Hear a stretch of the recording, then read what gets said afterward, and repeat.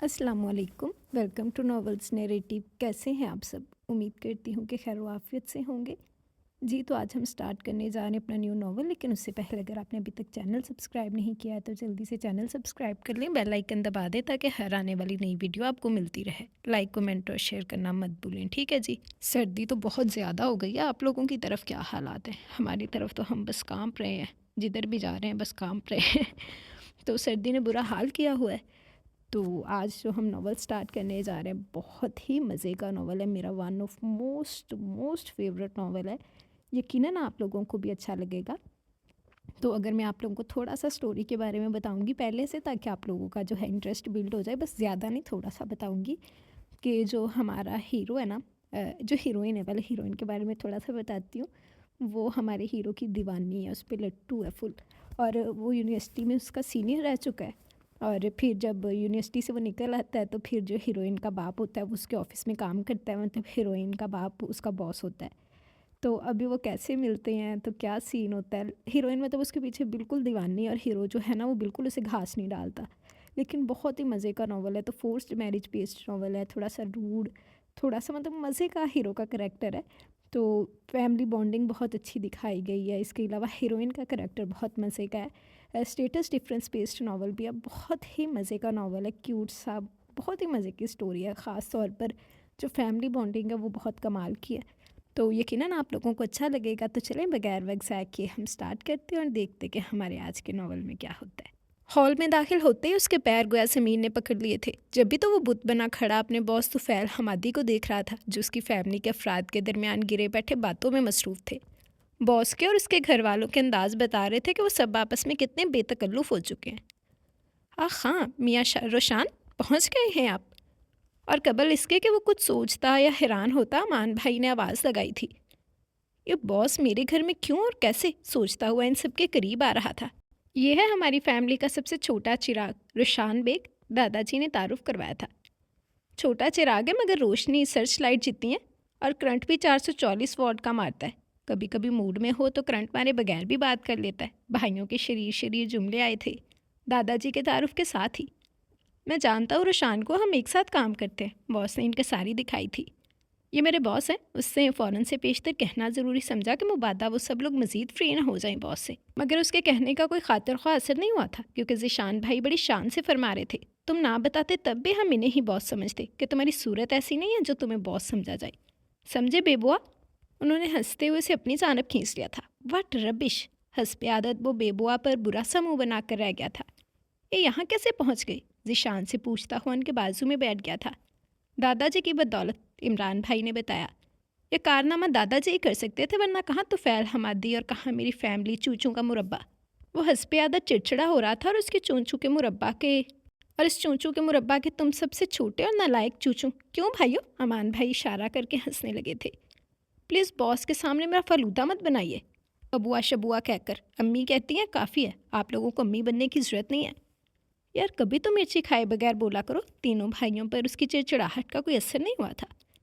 यार ये तो उम्र भर मिर्ची चबाता रहेगा, वो भी कोल्हापुरी। हाँ, ये तो तय है कि मासूफ पैदा जो कोल्हापुर में हुए हैं। यार चचा जान ने भी पता नहीं क्या सोचकर इसकी पैदाइश के वक्त चची जान को कोल्हापुर उनके मेके भेज दिया था। ना भेजते तो हमारी तरह मियाँ और शान भी मुंबई में पैदा हुए होते, और हमारी तरह गुल मीठी मीठी बोल रहे होते। हंसपे साबक तीनों भाई उसे निशाने पर रख चुके थे।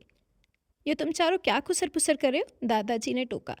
कुछ नहीं दादाजी, हम तो रुशान को बता रहे हैं कि दादाजी मैं पूछ रहा था कि सर यहाँ कैसे। उसने तेज़ी से अमान भाई की बात काटी थी कि कभी यकीन था कि वो फजूल ही हाँकेंगे। क्यों भाई, आपको अच्छा नहीं लगा हमें अपने घर में देखकर? दादाजी की बजाय तो फैल हमादी पूछने लगे। नहीं सर, ऐसी बात नहीं है, मैं तो बस हैरान हूँ। अब के वो मुस्कुराया था। हैरानी दूर कर लो कि अब हम अक्सर ही यहाँ पाए जाएंगे। वो बोले थे। हाँ हाँ क्यों नहीं, ज़रूर आया करो बेटे, तुम्हारा अपना ही घर है। दादाजी कहने लगे। जैसे मेरे 3 बेटे वैसे ही चौथे तुम हो, समझ लो। ये ले, म्यूनसिपल स्कूल के पेंशन बरदार टीचर चले अरबपति तुफैल हमादी को बेटा बनाने। वो बड़बड़ाया, साथ ही तुफैल हमादी की तरफ देखा जो दादाजी को थैंक्स कह रहे थे। शुक्रगुजार तो हम आपके हैं भाई साहब, अगर आप आज अब्बा जी को घर तक ना लाते तो पता नहीं क्या होता। ये बड़े अब्बू कह रहे थे। ऐसा क्या कर दिया उन्होंने जो सबके सब यूं पीछे जा रहे हैं? वो ठटका था। भाई रोशान, आज हम इवनिंग वॉक से लौट रहे थे तो रास्ते में चक्कर खा कर गिरे और इन भले मानस ने हमें उठाया, अपनी गाड़ी में डाला, क्लिनिक ले गए, फिर जब हमारे हवास ठिकाने आए तो घर तक भी छोड़ने चले आए। दादाजी तफसील बता रहे थे। इसीलिए मना करती हूँ अकेले ना जाया करें, मगर मेरी सुने तब ना बड़े मियाँ। दादी जान ने लब कुशाई की थी। हम क्या छोटे बच्चे हैं जो किसी के साथ जाएं? दादाजी बोले। बच्चे नहीं, बूढ़े हैं आप, और आप हमारी बूढ़ी हैं। दोनों शुरू हो चुके थे। ये और हुई। वो सख्त खफत ज़दा सा होकर तुफैल हमादी को देखने लगा, जो बड़ी दिलचस्पी से दादा दादी की नोक झोंक सुन रहे थे। बक्या हाजरीन के लबों पर भी दबी दबी मगर शोक मुस्कुराहटें थी। सभी इंजॉय कर रहे थे, बस उसे ही अपनी इमेज की फ़िक्र लगी थी। अब कल ही इस ऑफिस में ना जाने उसे ऑफिस में न जाने क्या रिमार्क्स देंगे मेरी फैमिली के बारे में। तुम कहाँ गुम हो मियाँ? इमरान भाई ने झुकाया।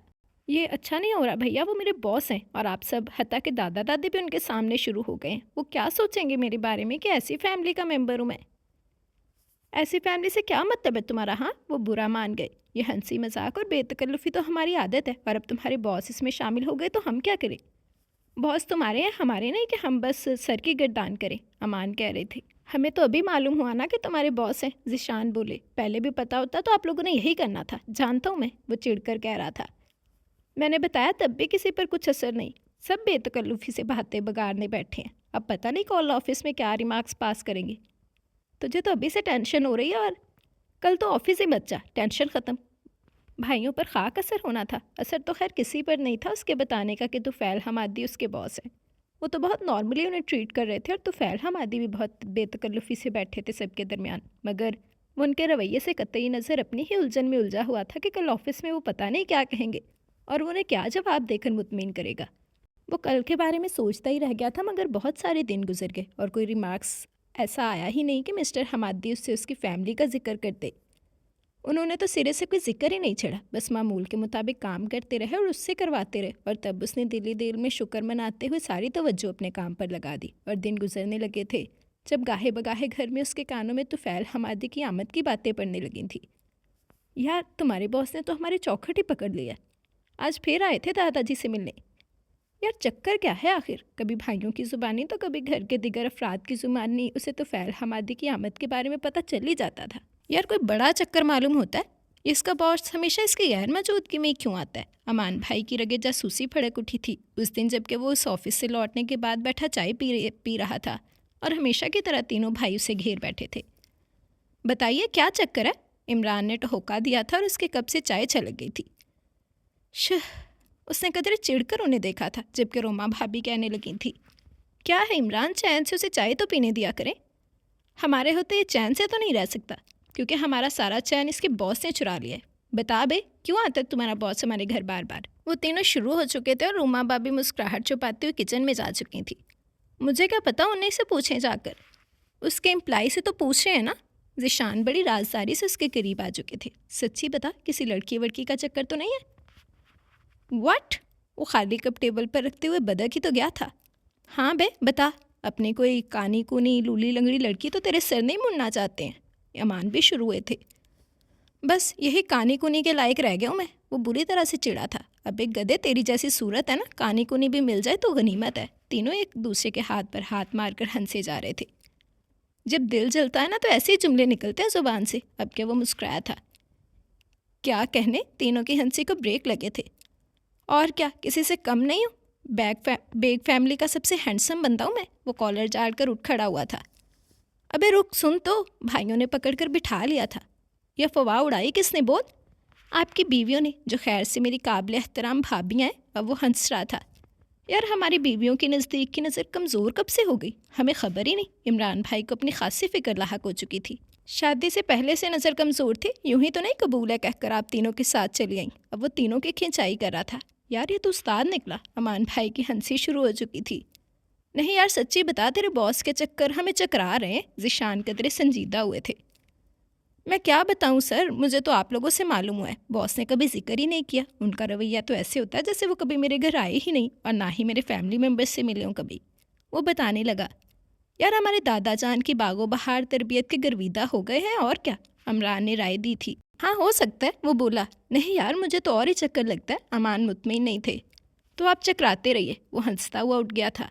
और चकराए महज अमान नहीं थे बल्कि पूरी फैमिली के साथ वो भी बुरी तरह चकरा कर रह गया था जब तुफ़ैल हमादी ने उसे यानी रुशान बेग को अपनी बेटी के लिए प्रपोज़ कर दिया था। मैं ना कहता था ज़रूर कोई चक्कर है, बता बे था ना चक्कर। अमान ही नहीं बाकी दोनों भाई और भाभियाँ भी उसे घेर चुके थे उस शाम जब वो ऑफिस से लौटा था। कैसा चक्कर? वो हैरान हुआ।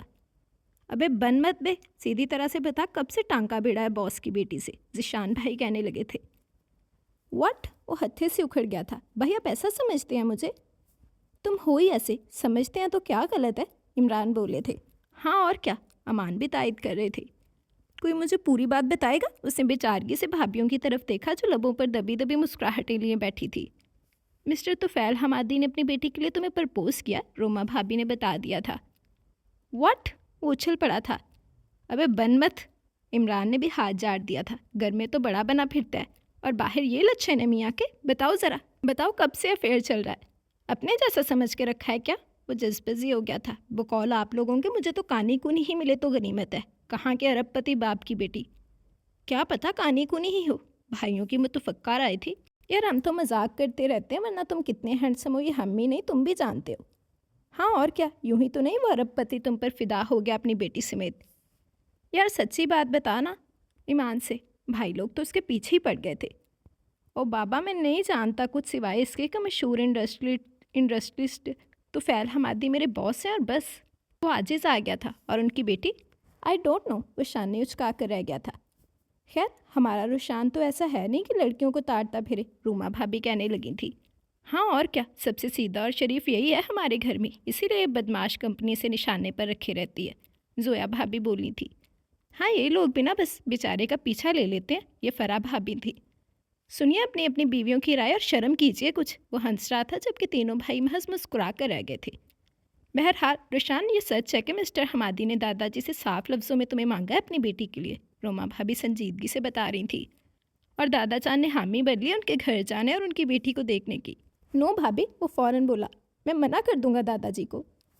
लेकिन क्यों? एक साथ कई आवाज़ें आई थी।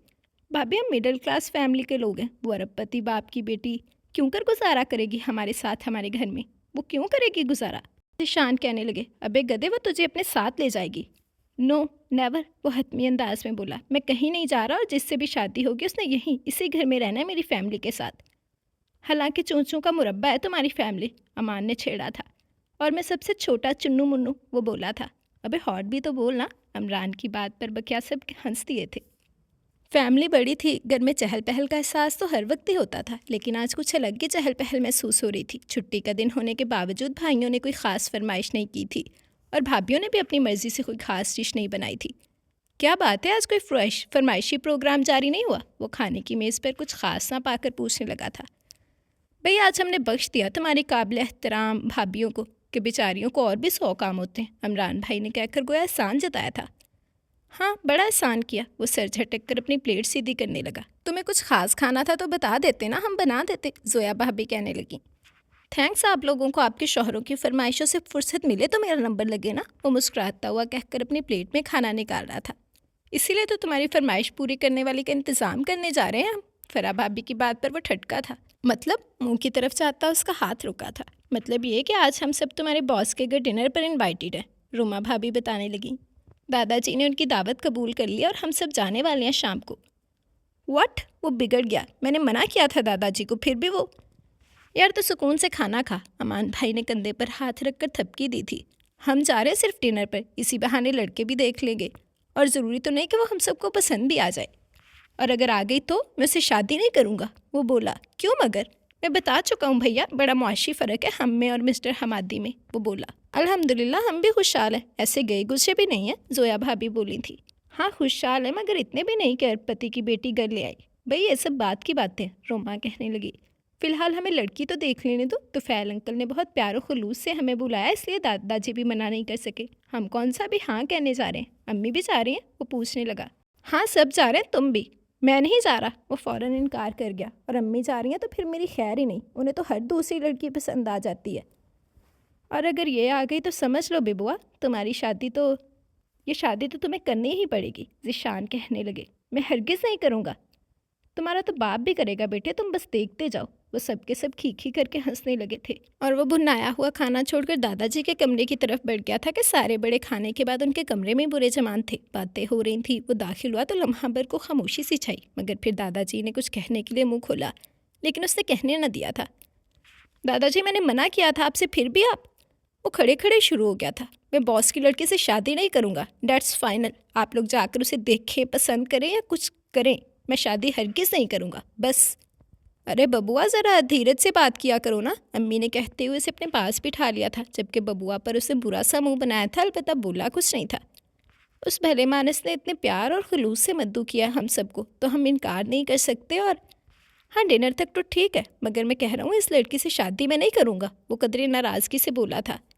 ये बात की बात है, फ़िलहाल तुम ये बताओ हमारे साथ चल रहे हो या नहीं, बड़े अब्बा पूछने लगे थे। मैं नहीं जा रहा, वो तेज़ी से कहता हुआ कमरे से निकल गया था। रहने दो भाई दुल्हन, अम्मी उसके पीछे लपकी तो दादी जी ने रोक दिया था। फ़िलहाल उससे कुछ ना कहो, खामखा चिड़चिड़ा हो रहा है। लेकिन अम्मा जी, साथ जाने में क्या हर्ज है, अम्मी बोली। ना जाए साथ, और ये ज़रूरी तो नहीं हमें वो लड़की पसंद आ ही जाए, दादी बोली थी। और अगर आ गई तो वो ना माना तब, अम्मी को फ़िक्र लाहक थी। हम उसे मना लेंगे ना, क्यों फ़िक्र करती हो, बड़ी अम्मा बोली थी। हाँ और क्या, ताई ने भी तायद की थी। वो सब जब से तुफ़ैल हमादी के घर से होकर आए थे उनकी तारीफ़ में रतबुल लिसान थे। खैर, वो तो बहुत अमीर कबीर हैं, घर और उसकी आराइश को देखने से ताल्लुक़ रखती है, मगर उनके और उनकी दोनों बेटियों के रवैये तो ज़्यादा काबिल तारीफ़ है। लगता ही नहीं था कि वो इतने अमीर व कबीर बाप की बेटियाँ। घर के हर फर्द की मुतफ़क्कुर राय थी। भाई, हमें तो वो सब बड़े पसंद आए, और ख़ासकर उनकी बड़ी बेटी आयन तो बहुत भा गई है हमें। दादाजी की बात पर उसके सिर्फ कान ही नहीं, वो खुद भी खड़ा हो गया था। मैं ये शादी नहीं करूँगा, वो दबी दबी आवाज़ में चीखा था। बरखुदार बैठ जाओ, अब्बू जी ने तेज़ नज़र उस पर डाली थी। हमने उस बच्चे में कोई कमी नहीं पाई, दिल से पसंद है वो हम सबको, बड़ी अम्मा कहने लगी। उनकी नहीं, अपनी कमियां देखें ना आप लोग, वो हनूज़ करम था। ए लो जी, क्या कमी है हमारे पास, दादी जी ने जम के धमुका जड़ा था उसके कंधे पर। हम क्या 2 वक्त का खाना पेट भर कर नहीं खाते, उस बच्ची को अच्छा खिला पिला और पहना नहीं सकते हैं? और तुम क्या कमाते नहीं हो, वो डांट रही थी। कमाता हूँ, मगर जब मेरी कमाई उसके खाने पीने, पहनने, ओढ़ने और ब्यूटी पार्लर के खर्च पर उड़ जाया करेगी ना, तब मुझे बचत के सबक ना पढ़ाइएगा आप लोग, कह देता हूँ। वह सच चिड़चिड़ा हुआ था। अरे तो उड़ जाए, बहुत दिया है हमें अल्लाह ने, ये कहने वाले बड़े अब्बा थे। हाँ और क्या, बड़ी अम्मा, भला तायद ना करें, ऐसा इम्पॉसिबल। आप लोग तो बड़े हैं, ज़्यादा तजर्बाकार है मुझसे, फिर समझते क्यों नहीं है मेरा पॉइंट ऑफ व्यू। उसकी जंजलाहट अब बेचारगी की तरफ माइल थी। हम समझते हैं बेटा, पर तुम भी तो समझो ना, दादाजी कहने लगे। हम तो फ़ैल को नाउम्मीद नहीं कर सके, उससे भी मद्दू कर आए हैं उसकी फैमिली समेत। बेशक अमीरों कमीर सही वो बंदा, मगर उसके खिलाफ हमें मुतासिर कर गए। हम यूं ही तो नहीं हामी भर गए बेटे। तुम भी साथ चलते तो अच्छा होता बबुआ, आयन को तो देख लेते ना, फिर इनकार की गुंजाइश ही ना बचती तुम्हारे पास, अम्मी बोली। इनकार की गुंजाइश तो अब भी नहीं बचेगी चाची जान, हम तस्वीरें ले आए हैं आयन की मोबाइल में। चल बे उठना, इमरान भाई कहते हुए उसे बुजुर्गों के दरमियान से उठा ले गए थे। ये टेंशन मत ले, रिलैक्स हो जा, वो बहुत प्यारी लड़की है, राज़ी हो जा, खुश रहेगा, उसे पास बिठाते हुए ईमान कह रहे थे। हाँ, हम सबको बहुत अच्छी लगी है अपने रवैयों और गुफ्तगू से, वो ज़िशान भी कहने लगे। खैर तुम ये तस्वीरें देखो ना, कह ही ना सकोगे, कह ही ना सकोगे, कहते हुए रूमा भाभी ने अपना मोबाइल उसे थमा दिया और रोशन स्क्रीन पर मुस्कुराती हुई तस्वीर पर नज़र डालते उसकी बवें सुकड़ गई थी। इस लड़की से तो मैं मर के भी शादी नहीं करूँगा, वो फ़ोन रोमा की जानब उछाल कर खड़ा हो गया था। हैं, क्या मतलब? अमान भाई ने बाजू खींचकर दोबारा बिठा लिया था। सरसरी नज़र डालने से क्या होता है, तुम देखो तो सही, और भी तस्वीरें हैं। मुझे नहीं देखनी और ना करनी ऐसे शादी, उसका इनकार हनूस था।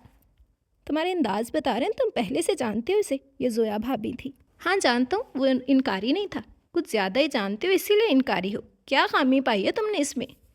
वैसे इसे कहाँ देखा है?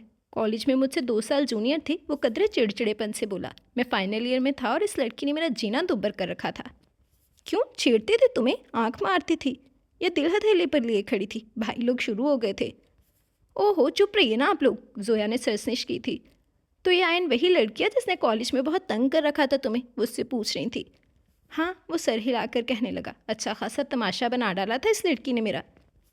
तमाशा तुमने खुद बनाया था अपना, समझे भैया?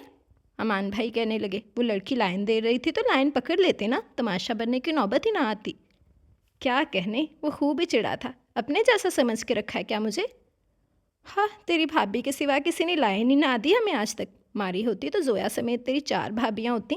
अमान भाई आहें भरने लगे थे। भाभी संभाल लें वरना ये बुढ़ापे में जाएंगे आपके हाथ से। चिड़चिड़ाहट के बावजूद उसे हंसी आ गई थी। अबे ओ, बूढ़ा किसे कह रहे हो? हाँ, अमान ने घूंसा जड़ दिया था। बी सीरियस यारो, ज़िशान कहने लगे। क्या यही वजह है तुम्हारे इनकार की? हाँ, और यही वजह ठोस भी है। महज बॉस की बेटी होती तो मैं सोच भी सकता था, मगर अब नहीं, किसी तौर नहीं। उसका अंदाज हतमी था। ओ कम ऑन रुशान, फरा कहने लगी। कॉलेज लाइफ में तो ये सब होता ही रहता है, कोई कम तो कोई ज़्यादा शरारत करता ही है। मैंने तो कभी नहीं की ऐसी शरारत, वो बोला था। अब तुम्हारे बबुएपन का हम क्या कहें? चची ठीक ही कहती हैं तुम्हें। अरे तुम्हें तो लल्लू कहना चाहिए, नहीं भोंडू। ठीक है कि ऐसी हसीन सूरत लिए फिरता है और सिनफ मुखालिफ का नोटिस ही नहीं लेता है। वो फिर शुरू हो गए थे। फॉर गॉड सेक, रुमा कुछ बरहम हुई। बात को कहाँ से कहाँ लेकर जा रहे हैं आप लोग? हम रुशान को राज़ी करने में लग गया और आप लोग हैं कि मैं राज़ी नहीं हूँ। अब बड़ी सरकार तक बात पहुँचा दें बस। वो बात काट गया था। बड़ी सरकार के तमाम कारकुनान दिलो जान से राज़ी हैं, जोया कहने लगी। हम तुम खामखा इतराओ नहीं। देखो रुशान, कॉलेज लाइफ में ये सब होता रहता है। वो लाइफ अलग ही होती है अमली ज़िंदगी से। हाँ और क्या, और ये ज़रूरी तो नहीं कि आयन वैसी ही हो जैसे तुमने पाई थी। वो सिर्फ तुम्हें ही छेड़ती थी ना, या किसी और में भी इंटरेस्टेड थी? रोमा मुखातिब थी। मुझे क्या पता मेरे कॉलेज छोड़ने के बाद उसने किस किस में इंटरेस्ट लिया हो या ना लिया हो। पता तो हम कर लेंगे, बस तुम राज़ी हो जाओ, इमरान भाई कहने लगे। नो नेवर, मैं नहीं करूँगा उससे शादी, ये तय है, वो कहता हुआ वहाँ से चला गया था। अब क्या होगा? भाभियों को फिक्र लाहक हो चुकी थी। पहले तो महज बॉस की बेटी की वजह से इनकारी था, अब तो आयन साहिबा की छेड़छाड़ भी बीच में आ गई है। मुझे तो नहीं लगता कि वो मानेगा। हाँ और क्या, जैसा साफ सुथरा किरदार रखता है वैसे ही बीवी भी चाहिए ना उसे। जोया सर हिला रही थी। ओफो भाभी, फराह कहने लगी। आयन ने बताया तो था हमें कि वो और रुशान 1 साल तक कॉलेज फेलो रह चुके हैं और उसने जी भर कर सताया भी है उसे। और उसके बाद? ये रोमा का सवाल था। और उसके बाद कोई नहीं, फराह सुकून से कहने लगी। रुशान के इनकार की टेंशन में आप लोग भूल रहे हैं, आयन ने बिल्कुल साफ बात की थी हमसे कि वो रुशान को पसंद करती थी, उसे छेड़ने में मज़ा आता था। वो तालीम मुकम्मल करके कॉलेज छोड़ गया तो फिर आयन ने भी किसी और की तरफ नहीं देखा, बस तालीम मुकम्मल करने में लग गई, ये सोच कर कि ग्रेजुएशन के बाद अपने पापा से रुशान के लिए बात करेगी। हाँ, और ये महज इत्तेफाक ही साबित हुआ कि उसके पापा ने उसके कहने से कबल ही रुशान को पसंद किया उसके लिए। जोया तवील सांस लेकर कहने लगी। हाँ, ये सब तो बताया था हमें आयन ने, पर वो बंदा माने तब ना। अरे वो मान जाएगा, जब सब राज़ी हैं तो उसे भी राज़ी होना पड़ेगा, ईमान बोले थे। अभी तो वो मना कर गया और दादाजी ने तो फैल अंकल की पूरी फैमिली को परसों मद्दू किया है डिनर पर। उसे हम कैसे बताएंगे कि वो भी हाजिर है? तो फैल अंकल की वालदा वगैरह उसे देखना चाहती हैं, रोमा खासी फिक्रमंदी से कह रही थी। भाभी हम उसे बताएंगे ही नहीं कि डिनर कब है, वो तो ऑफिस के बाद घर में ही होता है ना, बस ले आएंगे उसे सबके सामने, जोया बोली। हरदम तो नहीं रहता ना घर में, जिम भी तो जाता है अक्सर। उस दिन कोशिश करेंगे, अगर जाना चाहे तो किसी बहाने से रोक लेंगे, फरा बोली। ठीक, तो फिर बहाना पहले से सोच रखो, इमरान बोले थे। हाँ हम सब भी सब हम भी सोचें और करें, आप तीनों बस हंसी टटोल करना। रोमा गर्म होने लगी तो तीनों भाई कान दबाए वहाँ से खिसक लिए थे। अमूमन वो शाम को ऑफिस से लौटने के बाद भाइयों के बच्चों के साथ वक्त बिताता था। हफ्ते में 2-3 बार जिम भी जाता था, लेकिन जिस रोज़ जिम नहीं जाना होता था और कोई दूसरी मसरूफियात भी नहीं होती थी तो वो बच्चों के साथ लग जाता था। इस शाम भी वो तीनों भाइयों के साथ अतत बच्चों में घिरा मगन सा था कि उसे कुछ गैर मामूलीपन का एहसास हुआ था। झाड़ू पोंछा करने वाली मुलाजमा जो सुबह के वक्त आया करती थी, आज शाम में झाड़ू पोंछा करने में मसरूफ़ थी। और किचन में तीनों भाभियाँ ही नहीं बल्कि अम्मी, बड़ी अम्मी, चची, हत्ता कि दादी भी मौजूद थी। दादाजी और अब्बू जी वगैरह तो अपने अपने कमरों में थे, जबकि तीनों भाइयों का सिरे से घर में कोई नामो निशान ही ना था। माजरा क्या है? उसका जहन खटक गया था। अरे तुम इस वक्त क्यों झाड़ू पोंछा कर रही हो? वो मुलाजमा से मुखातिब हुआ था। अम्मा जी ने आज इसी वक्त पर बुलाया था, मुलाजमा जवाब देकर मसरूफ़ हो गई। क्यों? पूछते पूछते उसने ज़ुबान दांतों तले दबा ली थी। आज कुछ खास बन रहा है क्या रात के खाने में? वो बच्चों से पूछने लगा था। हाँ चाचू, कुछ नहीं बहुत कुछ, बच्चे बताने लगे। हमने मम्मी से पूछा भी तो बोले सरप्राइज़ है, रात को देख लेना खाने की मेज़ पर। सरप्राइज़? वो एक बार फिर ठटका था। कहीं बॉस का डिनर तो नहीं? उसका ख्याल आना था कि वो बच्चों के दरमियान से उठकर किचन के दरवाजे पर आ खड़ा हुआ था। क्या हो रहा है यहाँ? वो पूछ रहा था। किचन में क्या होता है भला? बड़ी दादी ने घूर कर कहा था। भाई छुपन छुपाई खेल रहे हैं हम सब, सवाल तो ढंग का किया करो रोशान, रोमा भाभी हंसी रोक कर बोली थी। बच्चे किसी सरप्राइज़ की बात कर रहे थे। उससे मशकूक सी नज़र किचन में मौजूद ख़वातीन पर डाली थी जो बड़ी तंदही से मसरूफ़ थीं। हाँ तो सरप्राइज़ बच्चों के लिए, तुम्हें क्या खुद बद मची है? जाओ जाकर काम करो ना अपना, बड़ी अम्मा ने झाड़ दिया था। मैं भी तो बच्चा ही हूँ ना आपका, वो मशकूक ही था। सरप्राइज़ बच्चों के लिए, समझ गए? जची जान ने तस्वीर ज़रूरी समझी थी। भाभी सच्ची बताएं, कोई आ रहा है डिनर पर? वो सीधा रोमा से पूछने लगा था। नहीं भई, अम्मी वगैरह तो यूं ही किचन में चली आई हैं, हम तीनों तो पका ही लेती हैं ना, रोमा कहने लगी। दादी जी कहने लगी आज वो अपनी पसंद की कोई डिश खुद पकाएंगी तो दादी की बहुएं भला क्यों पीछे रहती, सब जमा हो गई अपने अपने जौहर दिखाने। मतलब ये कि आज मैदे की खैर नहीं। वो मुतमईन सा होकर वापस पलट गया था। थैंक गॉड टल गया, वरना भनक भी पा लेता तो भाग जाता घर से। जोया इत्मीनान की सांस लेकर बोली तो बकिया सब भी मुस्कुरा कर रह गई थी। चलो मियाँ छोटे, चूचू का मुरब्बा फैमिली मुंतज़िर है तुम्हारी खाने पर। ईशा की नमाज से फारिग होकर वो अपने कमरे में आया था और कपड़े बदल कर खाना खाने जाने की सोच ही रहा था कि आगे पीछे तीनों भाई कहते हुए अंदर दाखिल हुए थे। ओहो, आप तीनों आज थे कहाँ, अब नजर आ रहे हैं? वो पूछने लगा। यार कुछ काम थे ज़रूरी, वही निपटा रहे थे, इमरान बोले। तीनों को एक साथ काम था? वो मशकूक हुआ। यार तुझे तो पुलिसिया होना चाहिए था, MBA क्यों हुआ तू? अमान भाई ने हाथ झाड़ दिया था। चलो अब सब मुंतज़िर हैं, ज़िशान ने उछलत मचाई थी। चले आप, आता हूँ मैं कपड़े बदल कर, वो बोला। नाइट ड्रेस अभी से पहनने की ज़रूरत नहीं है, चलो खाने के बाद बदल लेना कपड़े, इमरान कहते उसे ज़बरदस्ती कमरे से निकाल चुके थे। हाथ तो छोड़े, मेरा भाग नहीं रहा मैं, वो चिड़ा। खदशा है भाग लोगे इसीलिए, वो बड़बड़ाए। मतलब वो ठीक से सुन नहीं पाया था। तुम चलो यार, ज़िशान ने तनबीही नज़र डाली थी इमरान पर और रुशान के साथ चल पड़े थे। इमरान भाई के बाद वो खाने के कमरे में दाखिल हुआ था और वहाँ सबके साथ तोफ़ैल हमादी और दीगर ख़वातीनों हजरात को देख कर लब बेंच कर वापसी के लिए जूँ ही मुड़ा, पीछे खड़े ज़िशान और इमरान ने मजबूती से एक एक बाजू पकड़ लिया था। कोई तमाशा नहीं रुशान, ज़िशान ने तनबीह ज़रूरी समझी थी। मेरे ना करने के बावजूद आप सबने इन लोगों को वापस से बाहर हो रहा था, दांत किचकिचा कर। हाँ, हमने बुलाया है और हम सब चाहते हैं तुम्हारी शादी आयन से हो, अम्मा ने बात काट दी थी। अब सीधी तरह से चलो, फूफा करने की ज़रूरत नहीं है। मैं देख लूँगा सबको, वो तड़खा। ज़रूर देखना, तुम्हें भी देखने ही आए हैं सब। वो उसकी बात को दूसरे मायनों में ले गया था। तो फैल अंकल की वालदा, भाई और बहनें भी आई हैं, इसीलिए शराफत से रहो, समझ गए? इमरान समझाने वाले अंदाज में धमका रहे थे। ये ठीक नहीं कर रहे आप लोग, वो फूफा करता डाइनिंग टेबल तक आ ही गया था और बड़े अब्बा के खनकार ने और अब्बा जी के घूरी लगाने पर हाशिन पर अपनी सी नज़र डालता हुआ सलाम करके बैठ गया था। थोबड़े पर 12 मत बजाओ बच्चे, 32 नहीं तो सामने के 2 दांत ही दिखा दो, बाजू में बैठे ज़िशान ने टहोका दिया था और वो महज उन्हें घूर कर रह गया था। फिर जैसे तोहन करहन खाना खाया था वैसे इन लोगों से भी मिलना पड़ा था जिनसे तुफैल हमादी उसका तारुफ करवा रहे थे। कोई दादी थी तो कोई बड़ी और छोटी फुफियाँ, ताया ताई, फुफा और आयन की छोटी बहन सुफैन। बस इस सादा सी लड़की से 2-4 बातें करना जाने कि उसे बड़ा अच्छा लगा था। मैं हैरान हूँ कि बच्चों ने आपको कैसे पसंद कर लिया, इतनी नफीस पसंद तो उनकी कभी नहीं रही, सुफैन बोली थी। नसीब की बातें, दिल गदे पर भी आ जाता है सुफैन बीबी, इमरान भाई ने मज़े से कमेंट दे दिया था और जहाँ सुफैन की हंसी छूटी थी वो तिल मिला गया था। गधा ही तो हूँ मैं, जिसकी जहाँ मर्जी चाहे हंग के चला जा रहा है। मेहमानों के रुखसत होते ही बड़ों ने अपने अपने कमरों की राह ली थी तो वो भाइयों से उलझने लगा था।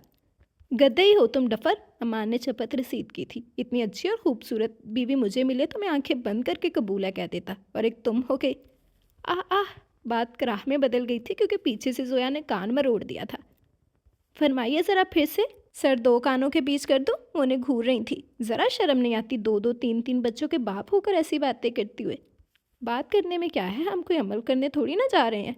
इमरान और ज़िशान भाई की मदद को आ कूदे थे।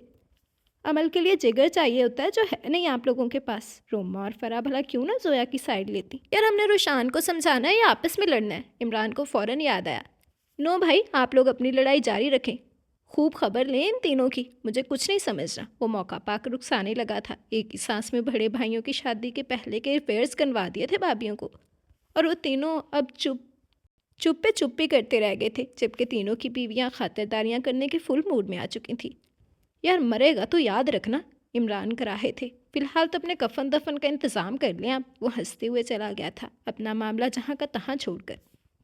थैंक्स कि जो कल आप हमारे रिश्तेदारों से मिले। अगली सुबह वो ऑफिस आया तो तुफैल हमादी बजाते खुद उसके कैबिन में आकर मुखातिब हुए थे, और वो बस उन्हें देख कर रह गया था कि जब से उन्होंने उसके घर आना जाना शुरू किया था तब से आज तक उससे काम के अलावा कोई ज़ाती गुफ्तगू नहीं की थी, मगर आज कह रहे थे तो वो कदरे हैरान हुआ था। थैंक्स इसलिए कि हमें उम्मीद नहीं थी कि तुम हम सबसे मिलोगे, वो कह रहे थे। आयन ने कॉलेज लाइफ के दौरान जितना तुम्हें तंग किया है हम जानते हैं, बड़ी नादान बच्ची है, और तुमने उसकी नादानियों को दरगुजर करके हाँ कह दी, इसकी हमें बड़ी खुशी है और हम दिल से तुम्हारे शुक्रगुजार हैं कि तुमने अपने बड़ों की बात मान ली और आयन की शरीर हरकतों को इग्नोर कर दिया। वो कहकर कंधे थपथपाकर चले गए थे। मैंने कब उसकी नादानी को दरगुजर किया और हाँ कह दी। वो सख्त चंचलाया था।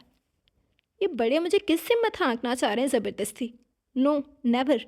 मैं बात करूँगा सबसे और हतमी बात। वो किसी एक फैसले पर पहुंचकर तवील सांस लेकर काम में मसरूफ़ हो गया था और जब शाम को घर लौटा तो चेंज करने के बाद हॉल में सबके दरमियान आकर बैठा तो मौजूए गुफ्तगू अपनी शादी को ही पाया था। कदरे बुरा सा मुँह बनाकर पकौड़ों की प्लेट लेकर खाते हुए सबकी बातें सुन रहा था। भाई साहिब और उनकी बेटियां तो बड़ी सुलझी तबीयत की निकली हैं, मगर उनकी अम्मा और भाईजान के रिश्ते भी ज़रा बुझे बुझे लगे मुझे। ये बड़ी अम्मा कह रही थी। हाँ अम्मी जी, जोया भाभी कहने लगी। मुझे भी अंकल और सोफिया के सिवा कोई पसंद नहीं आया। अजीब ही लिए दिए से अंदाज था सबका और हमारे घरों को यूं घूर घूर कर ताड़ रहे थे कोई म्यूज़ियम में आ बैठे हूँ। जोया भाभी बोल रही थी। यूँ जेवरों से लदी फंदी बैठी थी वो ख़वातीन, कोई आज ना पहने तो कभी पहनना नसीब ना होगा। ये फ़रा की राय थी। अरे छोड़ो इन सब बातों को। तो फैल भाई साहिब उनकी बेटियां तो अच्छी हैं ना, जिनसे हमें ताल्लुकात रखने हैं। चची चांद बोली तो महज सर हिलाकर मुस्कुरा दिए, मगर उसकी बात ने मुस्कुराहट को काफूर कर दिया था। वो कह रहा था, हमें किसी से कोई ताल्लुकात नहीं रखने हैं। मैं आयन से शादी नहीं करूँगा। कौन से ज़ुबान में समझाऊँ मैं आप सबको, बता दें, वही ज़ुबान इस्तेमाल करूँगा। वो कदरे बरहमी से मुखातिब था। तुम्हारी माँ इस बच्ची की कलाइयों में अपने कंगन डाल आई है और तुम अभी तक यहीं अटके बैठे हो। बड़ी अम्मा कहने लगी। मुझे वो लड़की नापसंद है अम्मी जी, आपने अच्छा नहीं किया। उसका इनकार हनूस था। नापसंदीदगी की कोई ख़ास वजह बता दे बबुआ, मैं अभी ये रिश्ता ख़त्म कराऊंगी। अम्मी जी भी फैसला कुन अंदाज इख्तियार कर चुकी थी। ले, कोई वजह ही नहीं बताई मैंने। वो चिड़ा।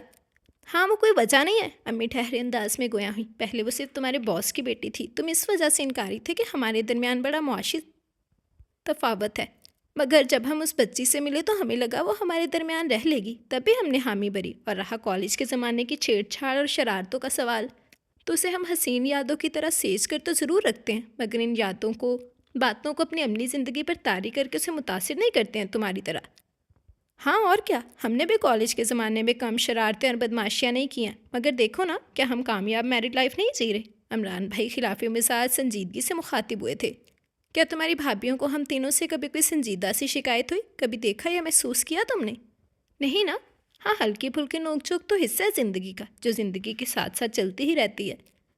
भैया बदमाशियाँ आप लोगों ने की, भाभियों की बदमाशियाँ कहाँ देखी हैं आपने? वो कहने लगा। जबकि मैं झेल चुका हूँ आइन हमादी की बदतमीज़ियों को, अब सब क्यों भूल रहे हैं? ओ हट, वो कोई बदतमीज़ी नहीं होती बल्कि शरारत होती है, नादान उम्र की। जिशान भाई भी समझाने लगे थे। हर बात से कतई नज़र तुम सिर्फ इतना सोचो ना रुशान कि हमारे घर का हर फर्द इस शादी के लिए राज़ी है। क्यों है? होगी ना कुछ ख़ास बात उस लड़की में जो हम सबको पसंद है। अमान भाई भी संजीदा हुए थे। मुझे नहीं पता कि क्या ख़ास बात देख ली आप सब ने, बस मुझे नहीं करनी उससे शादी, उसकी वही रट थी। अरे तो किससे करनी है? कोई और पसंद है क्या? निदा भाभी काम की कोड़ी लाई थी। कोई पसंद नहीं है, किसी से भी कर दे, मगर वो लड़की नहीं। किसी से नहीं, हम उसी लड़की से करेंगे बस। अब इस मौजू पर कोई बात नहीं होगी तो सिर्फ शादी से मुतल्लक तैयारियां और इंतज़ामात की बातें। दादाजी ने गोया फैसला सुना दिया था। मैं कल ही इस्तीफ़ा दे दूंगा मिस्टर हमादी की फ़िल्म से, वो धमकाने लगा। अभी लिख लो बैठकर, कल जाते साथ ही पकड़ा देना। किसी पर खाक असर न हुआ था। मैं नहीं करूँगा शादी। वो पैर पटक कर खड़ा हो गया था। तुम्हें करनी है बउआ, वरना मेरा मरा हुआ मुँह देखोगे। अम्मी भी धमकी पर उतर आई थी। Emotional blackmailing? अच्छा, वो बुरी तरह चिढ़ा था। नहीं, सच बात। अम्मी जी का लहजा हतमी था। मैं कुछ भी कर गुजरूंगी अगर तुम ऐसे ही ईंठे रहे तो। अम्मी जी आप ऐसा कैसे कर सकती हैं? मैं आपका इकलौता बेटा हूँ। वो बेचारगी से मिनमिनाया। इकलौते हो इसीलिए कर रही हूँ तुम्हारी दायमी खुशियों का बंदोबस्त। अम्मी ने कहते हुए उसे खुद से लगा लिया था। कुछ मत सोचो बेटा, कॉलेज के ज़माने में आयन कैसी थी, क्या थी, कितना सताया उसने तुम्हें। कुछ मत सोचो तो सिर्फ इतना कि तुम्हारी माँ समेत दिगर सब ने उसे तुम्हारे लिए चुना है, तो कुछ सोच कर ही चुना है। यकीन पाया है हमने तुम्हारी खुशियों का, जब भी हामी भरी है। अम्मी धीरे धीरे उसकी पुश्त से हिलाते हुए कह रही थी। ठीक है आयन बीबी, देख लेंगे तुम्हें भी। वो जाने क्या सोचकर मुस्कुराया था और अम्मी जी ने उसकी पेशानी चूम ली थी। रात वो सोने के लिए बिस्तर पर लेटा तो बंद पलकों के पीछे न जाने कहाँ से वो चली आई थी, जिसने कॉलेज में पूरे 1 साल तक उसका पीछा बड़ी ही मुस्तकिल मिजाजी से किया था। मुझे तुमसे कुछ बात करनी है रुशान बेग। आखिरी पेपर देकर वो क्लासरूम से निकला था जब वो चलती हुई उसके सामने चली आई थी। क्यों, अभी कुछ बात बाकी भी है करने को? वो खुशमगीन निगाहें उस पर डालकर बोला था। नहीं, बातें तो कुछ बाकी नहीं रही, बस एक फाइनल टच रह गया। आओ ना। वो मुस्कुराती हुई बड़ी बेतकल्लुफी से उसका हाथ थाम कर खींचती हुई कंटीन तक चली आई थी, और वो तो आदी हो चुका था दिगर स्टूडेंट्स की मायनी खेज नजरों और मुस्कुराहटों का, फिर भी उसकी गिरफ्त से अपना हाथ खींच चुका था। तुम्हारी हरकतें मुझे कतई पसंद नहीं। साल भर में बेशुमार मरतबा ये बात कह चुकी हूँ, मगर मुझ पर कुछ असर हुआ नहीं, तो आज क्यों होगा बताओ ज़रा। उसके लबों पर वही शोख मुस्कुराहट थी जो उसका खासा थी। खैर, बको जो भी बकना है। वो तवील सांस लेकर एक कुर्सी घसीट कर बैठ गया था। तुम्हारा ग्रेजुएशन कंप्लीट हो गया, अब क्या करोगे तुम? वो उसके सामने वाली कुर्सी पर बैठ चुकी थी। तुम्हें क्यों बताऊँ मैं? बता दो ताकि मैं भी वही इंस्टीट्यूट ज्वाइन कर लूँ जहाँ से तुम कोई प्रोफेशनल कोर्स करोगे। बेहद शरीर लहजा था उसका।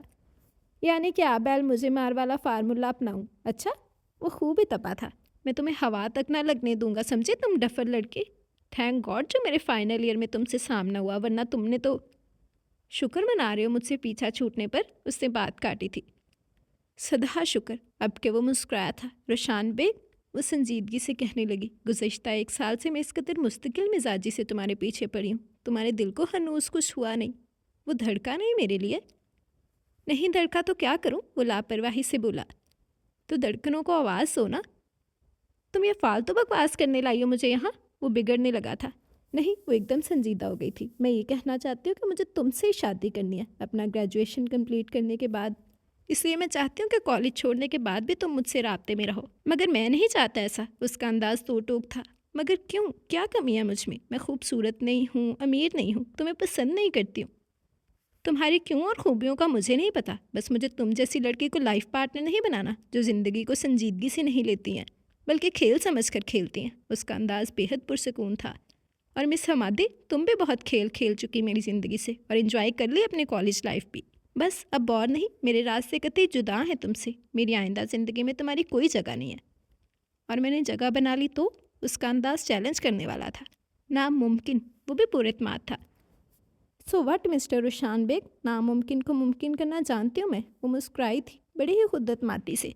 अच्छी बात है, देखेंगे। वो बात ख़त्म करके उठ खड़ा हुआ था। रोशान बेग, मैंने भी तुम्हारी वफ़ाएं हासिल न की तो कुछ ना किया अपनी लाइफ पे। उसे जाता देख कर वो दमी रुखसत बोली थी।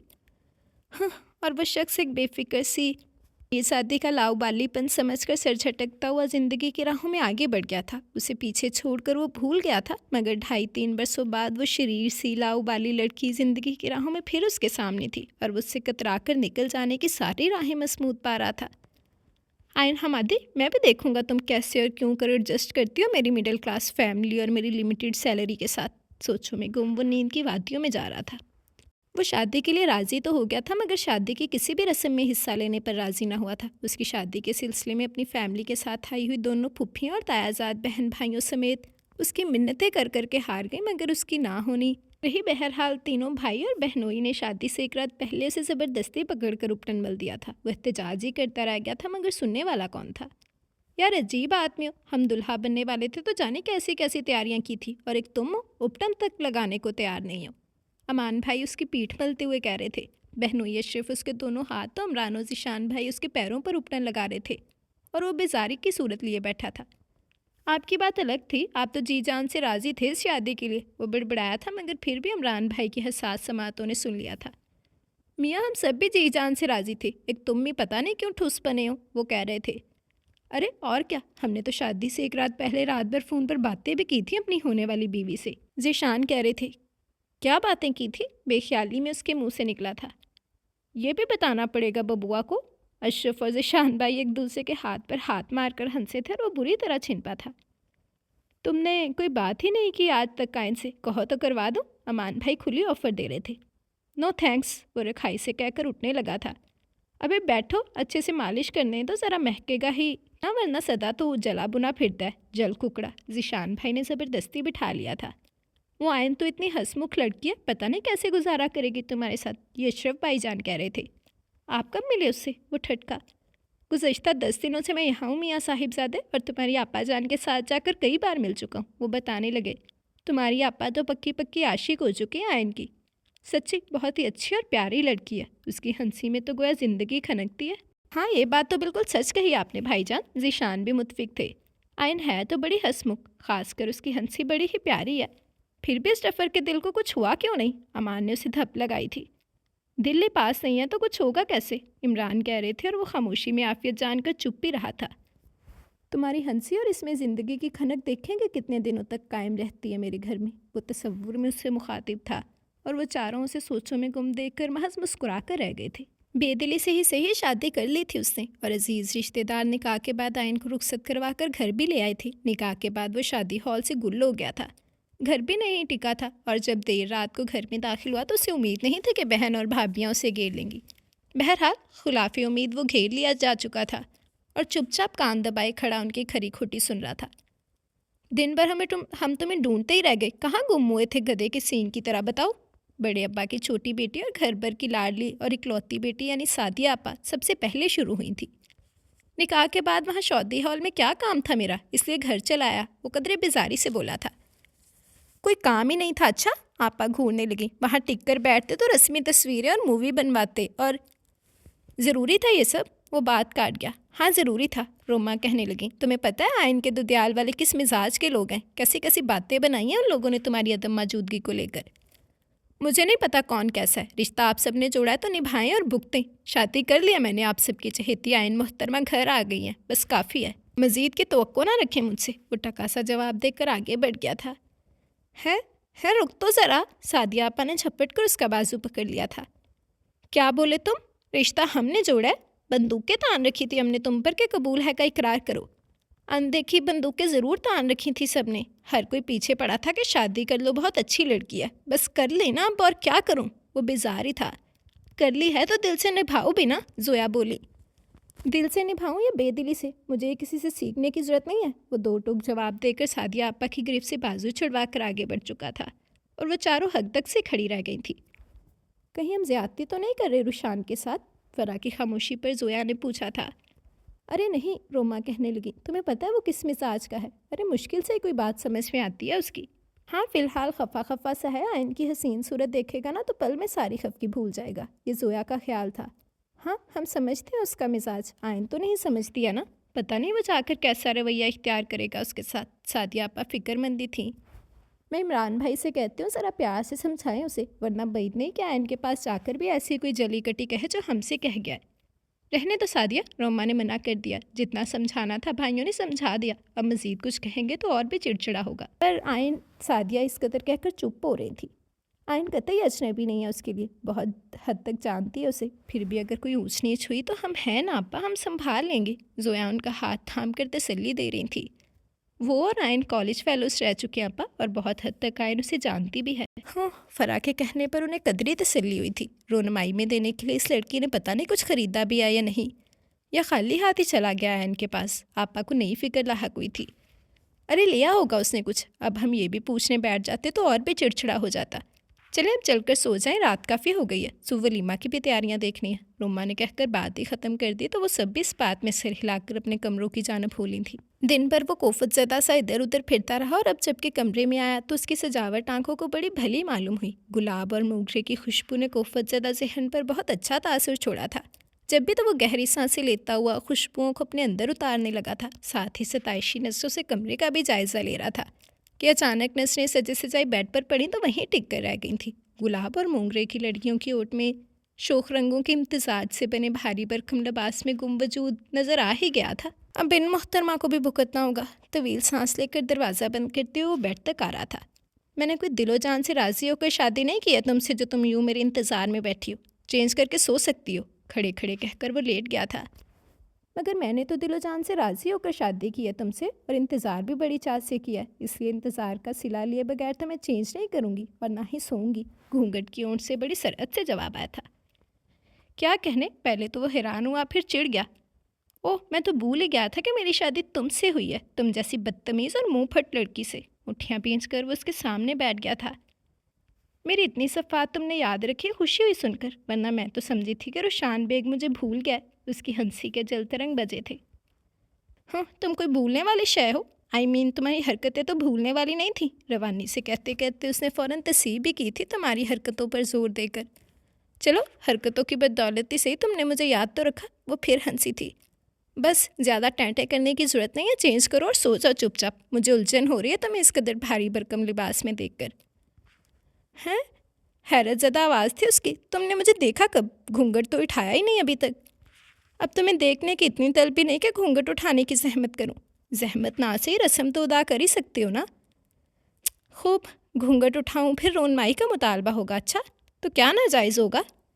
ओ गॉड, तुम ज़रा नहीं बदली हो बदतमीज़ लड़की। वैसे ही पट पट किए जा रही हो जैसे कॉलेज लाइफ में करती थी। वो जिद होकर बोला, साथ ही साथ हाथ बढ़ाकर उसका ज़रतार घूंघट उलट दिया था। इरादा तो था कि एक के बाद दूसरी नज़र हरगिज़ नहीं डालेगा, मगर वो इरादा ही क्या जो आइन हम्माद की मोहिनी सूरत डगमगा ना देती, और वो डगमगा गया था। जलाया हुआ जहन इस हसीन सूरत में उलझकर यूं शांत हुआ था गोया जल्लाहटो कोफत ज़्यादा था ही नहीं। इतनी देर तक देखेंगे तो मैं डबल रोनमाई वसूल करूँगी मिस्टर रुशान बेग। बहुत सारे लम्हे से रख गए थे जब उसकी शौक सी आवाज़ ने चुकाया था। ओह शिट, पहले तो वो किसमिस आया फिर चिढ़ गया था। रोनमाई की क्या रट लगा रखी है? नहीं दूंगा तो क्या कर लूँगी? उम्र भर अफसोस करूँगी कि कंजूस मक्खी चूस शोहर मिला है जो रोनमाई के नाम पर 1 रुपया भी देने का रवादार नहीं। क्या? 1 रुपया? 1 रुपया दूंगा मैं तुम्हें? वो बदक ही तो गया ना, तो क्या 1 करोड़ देंगे? वो लब दबा कर मुस्कुराई थी। तुम्हारी तरह अमीरज़ादा नहीं हो मिस। अमीरज़ादी के शौहर तो है ना। ज़बरदस्ती बनाया गया हूँ, वरना तो। वो कहते कहते अपनी शेरवानी की जेब में से कुछ टोलने लगा था। वरना तो किसी और को पसंद करते थे क्या? फ़ौरन सवाल आया। और कोई काम नहीं है क्या मुझे? एक तेज़ नज़र उस पर डालकर वो जेब से नन्ही सी डिबिया बरामद कर चुका था। ये मामूली सी डायमंड रिंग खरीदी है तुम्हें देने के लिए, इसलिए नहीं कि बड़ा शौक था, बल्कि इसलिए कि भाइयों और दीगर कज़न्स की फजूल गोई से बचना था। कहते कहते वो उसका हाथ थाम चुका था, मगर उसकी कोई भी उंगली अंगूठी से खाली नहीं थी। अब इसे कहाँ डालूँ? तुम्हारे सर पर? नहीं, सर भी लदा फंदा है गजरों से। तुम्हारे मुंह में डाल देता हूँ। क्यों? वही खा लिया जो नॉन स्टॉप चल रहा है। उसकी मोहिनी सूरत का असर था या कोई और बात? उसका मूड कदरे खुशगवार हो रहा था। मुंह में डालूंगी तो मैं निगल लूंगी और कल सबको दिखाऊंगी क्या? उसने हंसते हुए अपनी एक उंगली खाली करके उसके सामने कर दी थी। बस हो गया अरमान पूरा, अब सो जाओ। अंगूठी उसकी उंगली में डालकर वो उठ खड़ा हुआ था। सोने की क्या पड़ी है तुम्हें? वो भी फ़ौरन से बेशतर बेड से उतरी थी और लहंगे में जानबूझकर पैर फंसाकर गिरती हुई संभलने की कोशिश में उसे भी साथ ले गिरी थी। Oh shit! वो बुरी तरह झंझलाया था। संभल कर उठने की कोशिश की थी, मगर वो उसके कॉलर गिरफ्त में ले चुकी थी। रुशान बेग कितने रूखे आदमी हो, ज़रा सी तारीफ़ नहीं कर सकते अपनी बीवी की? उसका कॉलर गिरफ्त में लिए वो बेतहाशा हंसे जा रही थी। तारीफ से क्या होगा? वो उठकर बैठ चुका था, मगर वो परे ना हुई थी, बल्कि बैठती हुई उसका मजबूत बाजू गिरफ्त में लेकर उसके शाने पर चेहरा टका गई थी। क्यों इतना बदकते हो मुझसे? अब तो मैं तुम्हारी बीवी हूँ, वो भी एकदम जायज़, और सिर्फ तुम्हारी नहीं, तुम्हारी फैमिली के हर फर्द की पसंद से आई हूँ मैं इस घर में, वो कह रही थी। हाँ, सबकी पसंद हो तुम, पर मेरी तो नहीं। झूठे हो तुम रुशान बेग। वो सर उठाकर उसे देखने लगे, जिसके लबों पर दबी दबी सी मुस्कुराहटें मचल रही थी। कॉलेज में पूरे 1 साल तक एकदम मुस्तकिल मिजाजी से मैं तुम्हारे पीछे लगी रही, फिर भी तुम्हारे दिल को कुछ हुआ नहीं। पीछे लगी रही इसीलिए तो कुछ नहीं हुआ, ना लगती तो हो सकता है कुछ हो जाता। उसके माथे की बिंदिया और कानों की आवेज़ें दुरुस्त करते हुए कह रहा था। क्या हो जाता? वो बहुत शरीर थी, वही जो तुम्हें मेरे पीछे लगने से होता है। वो बेसाख्तगी से मुस्कुराया था, फिर कदरे संजीदगी से कहने लगा, मुझसे शादी करके तुम्हें क्या मिलना था? जैसी ज़िंदगी तुम आज तक जीतती आई हो वैसी तो मैं तुम्हें नहीं दे सकता। कितना फ़र्क है तुम्हारे और मेरे म्यार ज़िंदगी में। मेरा म्यार तो वही होगा रुशान बेग जो तुम्हारा है। बस अपनी वफ़ाएं मेरे नाम कर दो, फिर देखना हम दोनों का म्यार ज़िंदगी यकसां है कि नहीं। सोचेंगे। अब इसमें सोचना क्या है यार? तुम मोहब्बत करती हो ना मुझसे? उसकी उजलत पर वो मुस्कुराया था। हाँ, कोई शक? तो मानती ही होगी ना कि मोहब्बत ज़बरदस्ती नहीं होती। मुझे नहीं पता कैसे होती है मोहब्बत, वो होंठ से कोड़ कर कहने लगी। बस तुम अच्छे लगे थे इतने कि मैं तुम्हारे पीछे ही पड़ गई, और तो बस इंतज़ार करो कि तुम भी मुझे अच्छी लगो और मैं भी तुम्हारे पीछे पड़ जाऊँ। वो बात काट कर पहले खुद खड़ा हुआ, फिर झुक कर उसे थाम कर खड़ा कर दिया था। क्या मैं अच्छी नहीं हूँ? कितना भोलापन और सादगी थी सवाल में, वो एकदम ही पहलू तही ना कर सका था।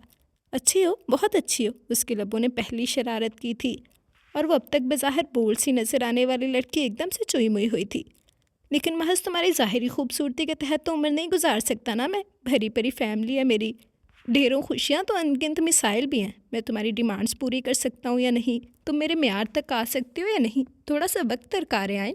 अपनी वफ़ाएं मैं यूं ही तो तुम्हारे नाम नहीं कर सकता। धीरे धीरे कहता वो उसे खुद से और भी करीब होता महसूस हुआ था। रुशान बेग, मैं तुम्हें बताऊंगी कि मैं तुम्हारे म्यार तक आ सकती हूँ या नहीं। रुशान के लबों पर हाथ रखती हुई वो पलकें मूंद गई थी। रुशान बेग भी तभी बताएगा तुम्हें कि उसकी वफ़ाएं तुम्हारे लिए हैं या नहीं। मम्मा हो तुम तो, हल कर लोगे तो प्राइस भी तुम्हारा ही होगा, उसे समेटते हुए वो बेसाख्तगी से हंसा था। जिस तरह ना ना करके वो शादी के लिए राज़ी हुआ था, तो शादी हो जाने के बाद घर वाले उसके उखड़े और रूखे फीके रवैयों की तवक्को कर रहे थे, मगर सबकी तवक्कुआत के बरअक्स वो बहुत नॉर्मल था। हफ्ता बीत गया था उसकी शादी को, और आयन के तई उसके रवैयों में अगर किसी ने बेजारी महसूस नहीं की थी तो बहुत ज़्यादा लगावट भी महसूस नहीं कर सकते थे। उसके गनीमत रवैये पर जहाँ बड़ों ने इत्मीनान की सांस ली थी, वहीं भाई लोग पीछे पड़ गए थे ये कहते हुए कि मियाँ रुशान, हमें नहीं पता था कि तुम इतनी जल्दी पटरी पर आ जाओगे। उस शाम वो ऑफिस से लौटने के बाद बहुत मगन से अंदाज में बैठा चाय पी रहा था, जब ताया और चचाजाद तीनों भाइयों ने उसे घेर लिया था। हाँ और क्या, हम तो समझ रहे थे बिग फैमिली का सबसे छोटा चिराग महीनों 440 वॉट का करंट मारेगा। अमान बहुत शरारत से बोले थे। मगर यहाँ तो न्यूट्रल फेस चल रहा है। यारो माजरा क्या है? ये ज़ीशान भाई थे, तीनों अपनी अपनी हाँक रहे थे और वो कुछ कहने की बजाय चाय पी रहा था। माजरा क्या होना यारो, वो जो अपनी आयन साहिबा है ना, बिजली की बेहतरीन मौसल साबित हुई हैं, वरना मियाँ रुशान और करंट ना मारें नामुमकिन। इमरान भाई खूब ही खींच रहे थे। चाहते क्या हैं आप लोग? हाँ, कब रखता वो बिलाखिर बोल पड़ा था। भाई हम तो तुम्हारे चाहने वाले हैं, मज़ीद क्या चाहेंगे? तीनों एक दूसरे के हाथ पर हाथ मारकर हंसे चले जा रहे थे। वैसे तुम्हारी भाभियों का ख्याल बिल्कुल दुरुस्त था कि आयन के सामने तुम्हारी सारी अकड़ धरी रह जाएगी। अकड़ मैंने दिखाई ही कब जो धरी रह जाती, वो ज़ेरे लब मुस्कुराया था। हैं यारो, क्या देख रहा हूँ मैं? मियाँ रुशान चिढ़ने की बजाय मुस्कुराए हैं। अमान भाई बेहोश होते होते बचे थे। यार क्या है आप लोगों का? हाँ, वो कदर खिसिया कर कहने लगा था। चिढ़ता हूँ तो मुसीबत, मुस्कुराता हूँ तो भी मुसीबत। शादी नहीं कर रहा था तो आफत मची थी, अब कर ली है तो भी आफत ही है। अरे बीवी के साथ नॉर्मली रह रहा हूँ तो आप लोगों के पेट में मरोड़ क्यों उठ रहे हैं? आखिर आप लोग भी तो नॉर्मली रहते हैं ना अपनी अपनी बीवियों के साथ।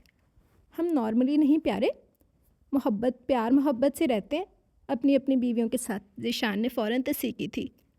तो मैं भी रह लूँगा नॉर्मली। जब होगी मोहब्बत तो रह लूँगा मोहब्बत से भी, वो मुस्कुराया था। ओए होए डफर, अभी तक मोहब्बत नहीं हुई तुझे? तीनों एक साथ पल पड़े थे उस पर। फॉर गॉड सेक भाई, मुझे जिच ना करें। तीनों को परे धकेलता हुआ वो उठ गया था।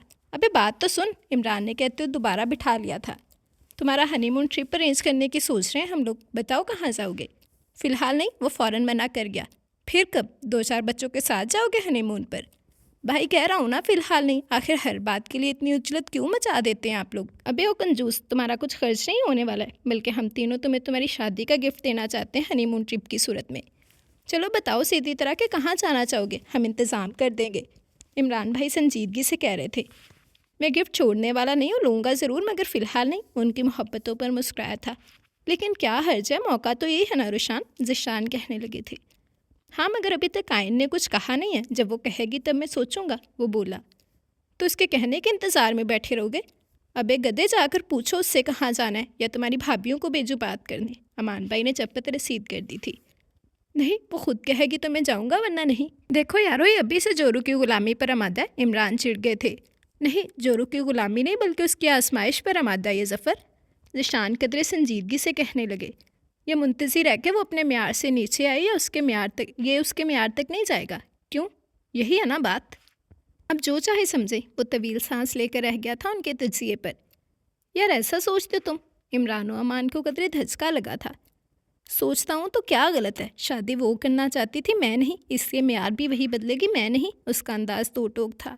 यार अजीब आदमी हो, शादी कर लिया तो मोहब्बत से निभाओ ना, ये ख्वामखा की आजमाइशें क्यों बीच में डाल रहे हो? वो तीनों समझाने लगे थे। जहाँ मोहब्बत हो वहाँ आजमाइशें भी होती हैं, और वो मोहब्बत करती है मुझसे। उसकी भी मुंतिक नाराली थी। तुम नहीं करते उससे मोहब्बत? नहीं, अभी तक तो नहीं करता। मतलब ये कि मोहब्बत तुम जानबूझकर करोगे, इख्तियारी जज्बा है तुम्हारे नज़दीक? ईमान जिरा करने लगे। मुझे नहीं पता इख्तियारी है कि नहीं, जब होगी तब प्रॉमिस आप सबकी चहेती के लिए हर आजमाइश से गुजर जाऊँगा। वो आप सबकी चहेती पर जोर देकर मुस्कुराया था, और वो तीनों महज उसे घूर कर रह गए थे। ऑफिस से वापसी पर वो पहले दादाजी के कमरे में आता था, उनसे लीक से लीक करने के बाद ही अपने कमरे की राह लेता था। उस रोज़ भी वो ऑफिस से मुकर्ररा वक्त से कुछ पहले ही उठाया था और हस्बे आदत दादाजी के कमरे का रुख किया था, मगर अंदर नहीं दाखिल हो सका था कि अंदर पहले ही बड़ी अम्मा, अम्मी जान और तीनों भाभियाँ दादा दादी समेत मौजूद थीं। शायद कोई मीटिंग चल रही है, वो सोचता हुआ उन्हें डिस्टर्ब किए बगैर वापस पलट गया था, मगर बड़ी अम्मा की बात ने कदम रोक लिए थे। आयन के मामले में हम सबको बहुत समझ बूझ कर काम लेना होगा। बड़ी अम्मा की बात ऐसी थी कि वो आगे नहीं बढ़ सका था, वहीं दहलीज पर ठहर गया था।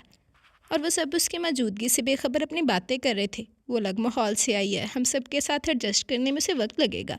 बड़ी अम्मा कह रही थी, उसे घरेलू कामकाज का कोई तजर्बा नहीं है और ना ही आदत है। तुम समझ रही हो ना बेटी? मैं ही नहीं बल्कि हम तीनों समझ रहे हैं अम्मी जी, रूमा भाभी कहने लगी। ये सब बातें आप हमसे क्यों कह रही हैं? हमने तो कोई शिकायत नहीं की किसी से कि शादी के 15-20 दिनों बाद भी आयन घर के कामकाज में कोई हिस्सा नहीं ले रही।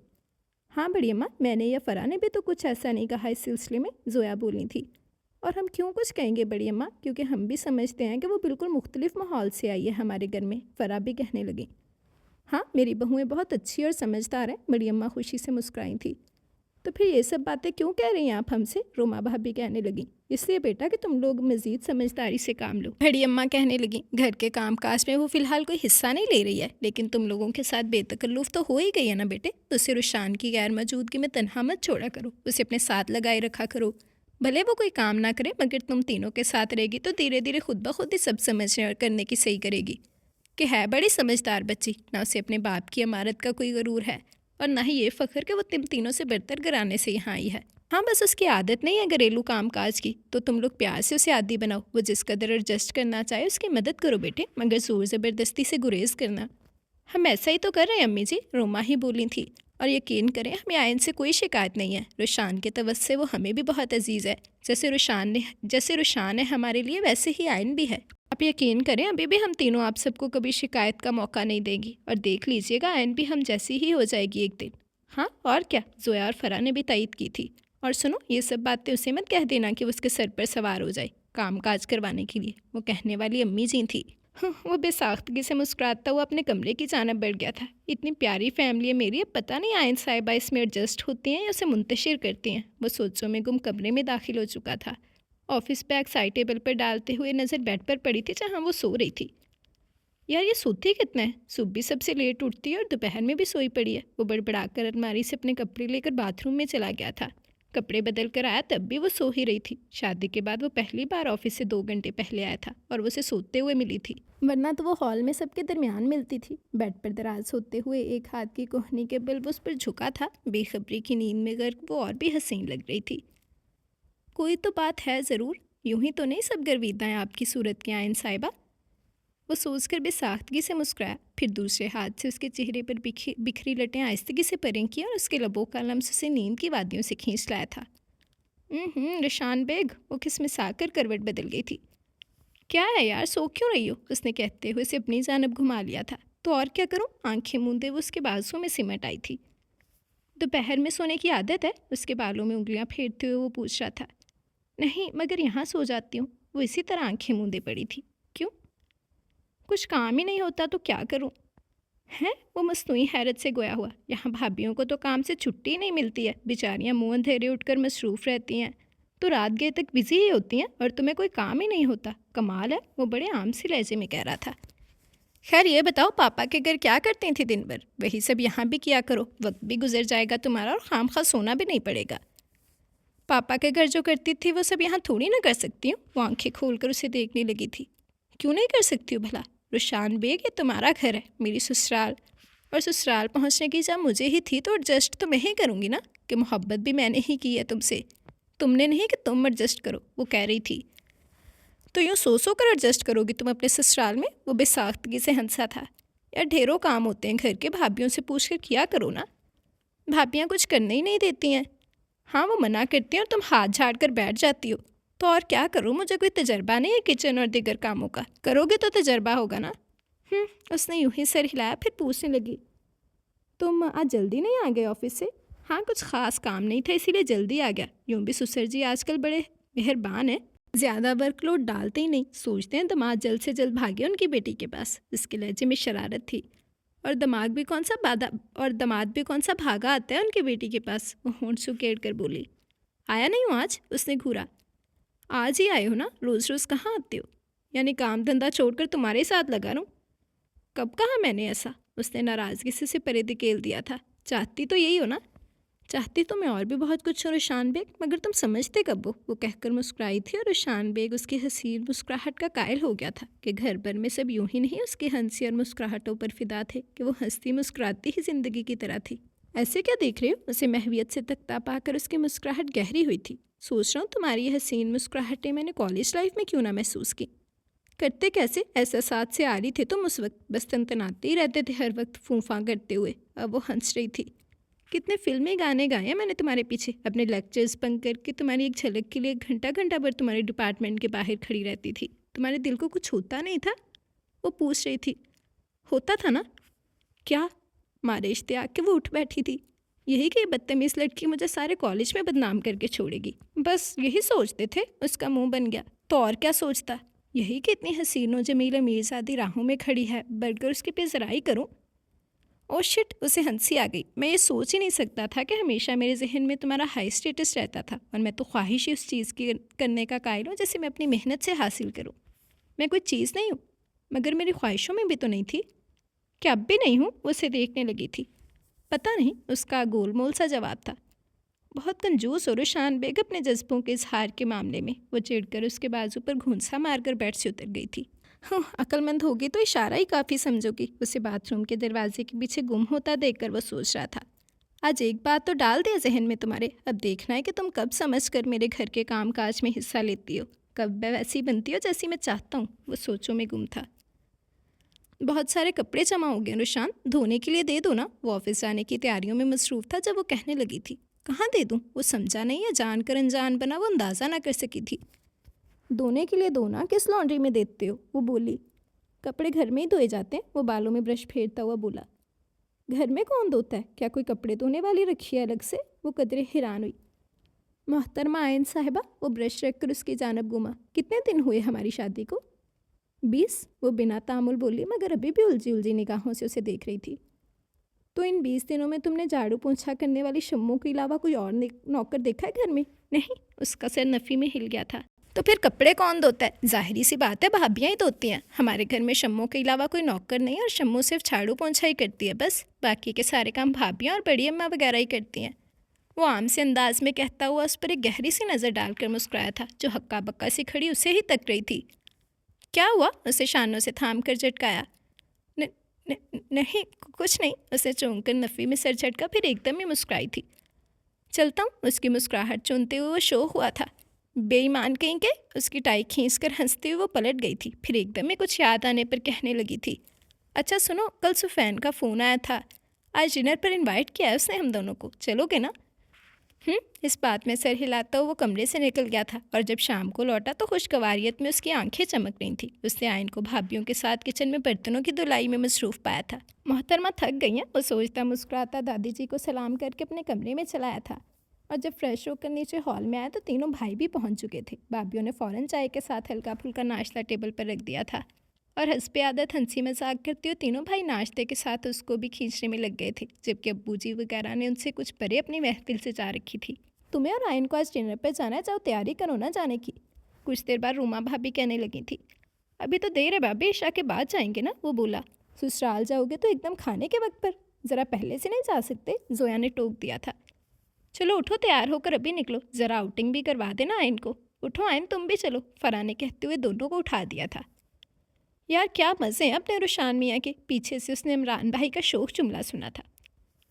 भाई और भाभियाँ कितनी प्यारी नेचर की है ना। उसके साथ कमरे की जानब जाते हुए वो बोली थी। वो महज सर हिला कर रह गया था। अब चलो ना, तैयारी करो। बैठ क्या गए हो? वो बेड पर इजी होकर बैठा तो वो टोक कर बोली। चलते हैं ना यार, उसने कहते हुए उसके हाथ थाम कर अपने सामने बिठा लिया। कपड़े धो रही थी? उसके हाथों को देखते हुए वो पूछ रहा था, जो खिलाफ आदत ज़्यादा देर तक पानी और डिटर्जेंट में भीगने की वजह से सफ़ेद हो रहे थे। हाँ, वो मुस्कुराई थी। क्यों? क्यों क्या? वो उसे देखने लगी। भाभियाँ धो रही थी तो मैं भी लग गई। वैसे तो मशीन है, मगर कितने सारे काम हाथों से करने पड़ते हैं। आज जाना है मैंने।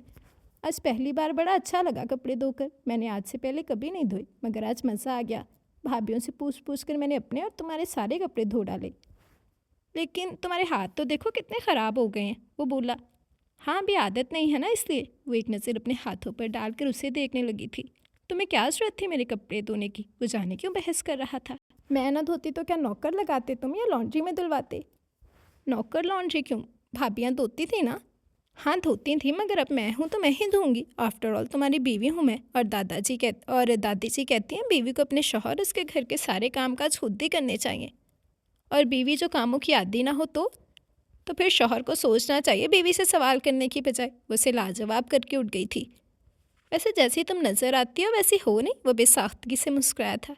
रुशान बेग, तुम मुझे जानते ही कितना हो। मैं बकौल तुम्हारे बदतमीज़, मुँह फट और ज़िंदगी को खेल समझने वाली ही सही, मगर ये भी सच है कि मैं तुमसे मोहब्बत करती हूँ। इतनी कि ना तुम अंदाज़ा लगा सकते हो और ना ही मैं बता सकती हूँ। वो एक बार फिर उसे लाजवाब कर चुकी थी। खैर, देखेंगे हम भी तुम्हारी मोहब्बत। वो मुस्कुराता हुआ उठ गया था। एक एक करके दिन गुजरते चले जा रहे थे और वो धीरे धीरे इन सब के साथ उनके घरेलू माहौल में एडजस्ट हो रही थी। किचन में खाना बनाने से लेकर कपड़े बर्तन वगैरह धोने तक उसके कामों में वो भाभीयों के साथ बराबर हाथ बटाती थी। घर का हर फर्द उसे पसंद करता था और वो भी हर एक की खिदमत के लिए तैयार रहती थी। मतलब ये कि मेरे घरेलू माहौल में वाकई एडजस्ट हो जाओगी तुम। रिशान ने यह सोचकर इत्मीनान की सांस ली थी कि अम्मी की बात ने सारा इत्मीनान कारफूर कर दिया था। आज ऑफिस बाद में जाना, पहले आयन को डॉक्टर के पास ले जाओ। नाश्ते की मेज़ पर उन्होंने उसे मुखातिब किया था। डॉक्टर क्यों? वो चौंका था। क्यों, क्या बीवी है वो तुम्हारी और तुम्हें उसके दुख सुख की ज़रा भी खबर नहीं है? अम्मी एकदम बिगड़ गई थी। देखते नहीं है उसके हाथ कितने ख़राब हो रहे हैं कपड़े वगैरह धो धो कर। उस पर एक आध मिर्चें ही काट ले या पीस ले तो दिन दिन भर उसकी हथेलियाँ जलती रहती हैं। बेटा वो आदी नहीं है इन सब कामों की, मगर कोशिश कर तो रही है ना, सिर्फ तुम्हारी खातिर। तो क्या तुम उसकी तकलीफ़ पर उसका इलाज भी नहीं करवा सकते हो? उसे आज ही ले जाओ किसी जल्दी अमराज के माहिर डॉक्टर के पास। ये सब उसने कहा है आपसे? हस्ब आदत वो भुनाया था। नहीं, मैं खुद ही कह रही हूँ। अम्मी उसे घूरने लगी। वो नहीं कुछ कहती है, वो तो पागल लड़की और तुम खूब फ़ायदा उठा रहे हो उसके पागलपन का। What nonsense. वो खूब ही चिढ़ा। वो आपकी चहेती के हाथ ज़रा क्या ख़राब हुआ है, अब तो मेरे पीछे पड़ गई हैं। आदी नहीं है तो हो जाएगी कामों की। इतनी ज़रा सी बात के लिए मोहतरमा को डॉक्टर के पास ले जाने की क्या ज़रूरत है? मतलब यह कि नहीं ले जाओगे तुम? अम्मी उसे घूरने लगी थी। मैं ज़रूरी नहीं समझता। दुर्फिटे मुँह इंतहाई कमीना है। रुशान बबुआ सुधर जाओ, वरना अपने चहेती को सुधारिए कि सुधार की ज़रूरत उससे है। अम्मी की पूरी बात सुने बगैर ही वो नाश्ता ख़त्म करके उठ गया था और अम्मी बस फ़िक्रमंद से उसे जाता देखती रह गई थी। मेज़ पर फिल वक्त घर का कोई और फर्द मौजूद नहीं था, वरना वो इतनी आसानी से उन्हें दो टोक जवाब देकर निकल नहीं सकता था। वह मियाँ साहिबजादे किधर को चले? वो जा रहा था और भाई लोग आ रहे थे। नाश्ते की मेज़ तक उसे छेड़े बगैर आगे बढ़ने से तो रहे। ऑफिस जा रहा हूँ, उसने उजलत से कहते हुए तीनों की साइड से निकलने की कोशिश की थी, मगर वो कहाँ उसे छोड़ने वाले थे।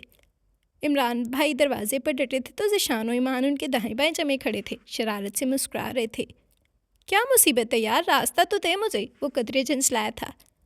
रास्ता खुद बनाना पड़ता है मियाँ, देता कोई नहीं है। तीनों पर खाक असर न हुआ था। और वैसे भी आज तुमने आयन को डॉक्टर के पास ले जाना है, ऑफिस जाने की क्या जल्दी है? ज़िशान भाई कह रहे थे। मतलब ये कि सारे घर में डंडोरा पीटा जा चुका है, वो खूब ही बनाया था।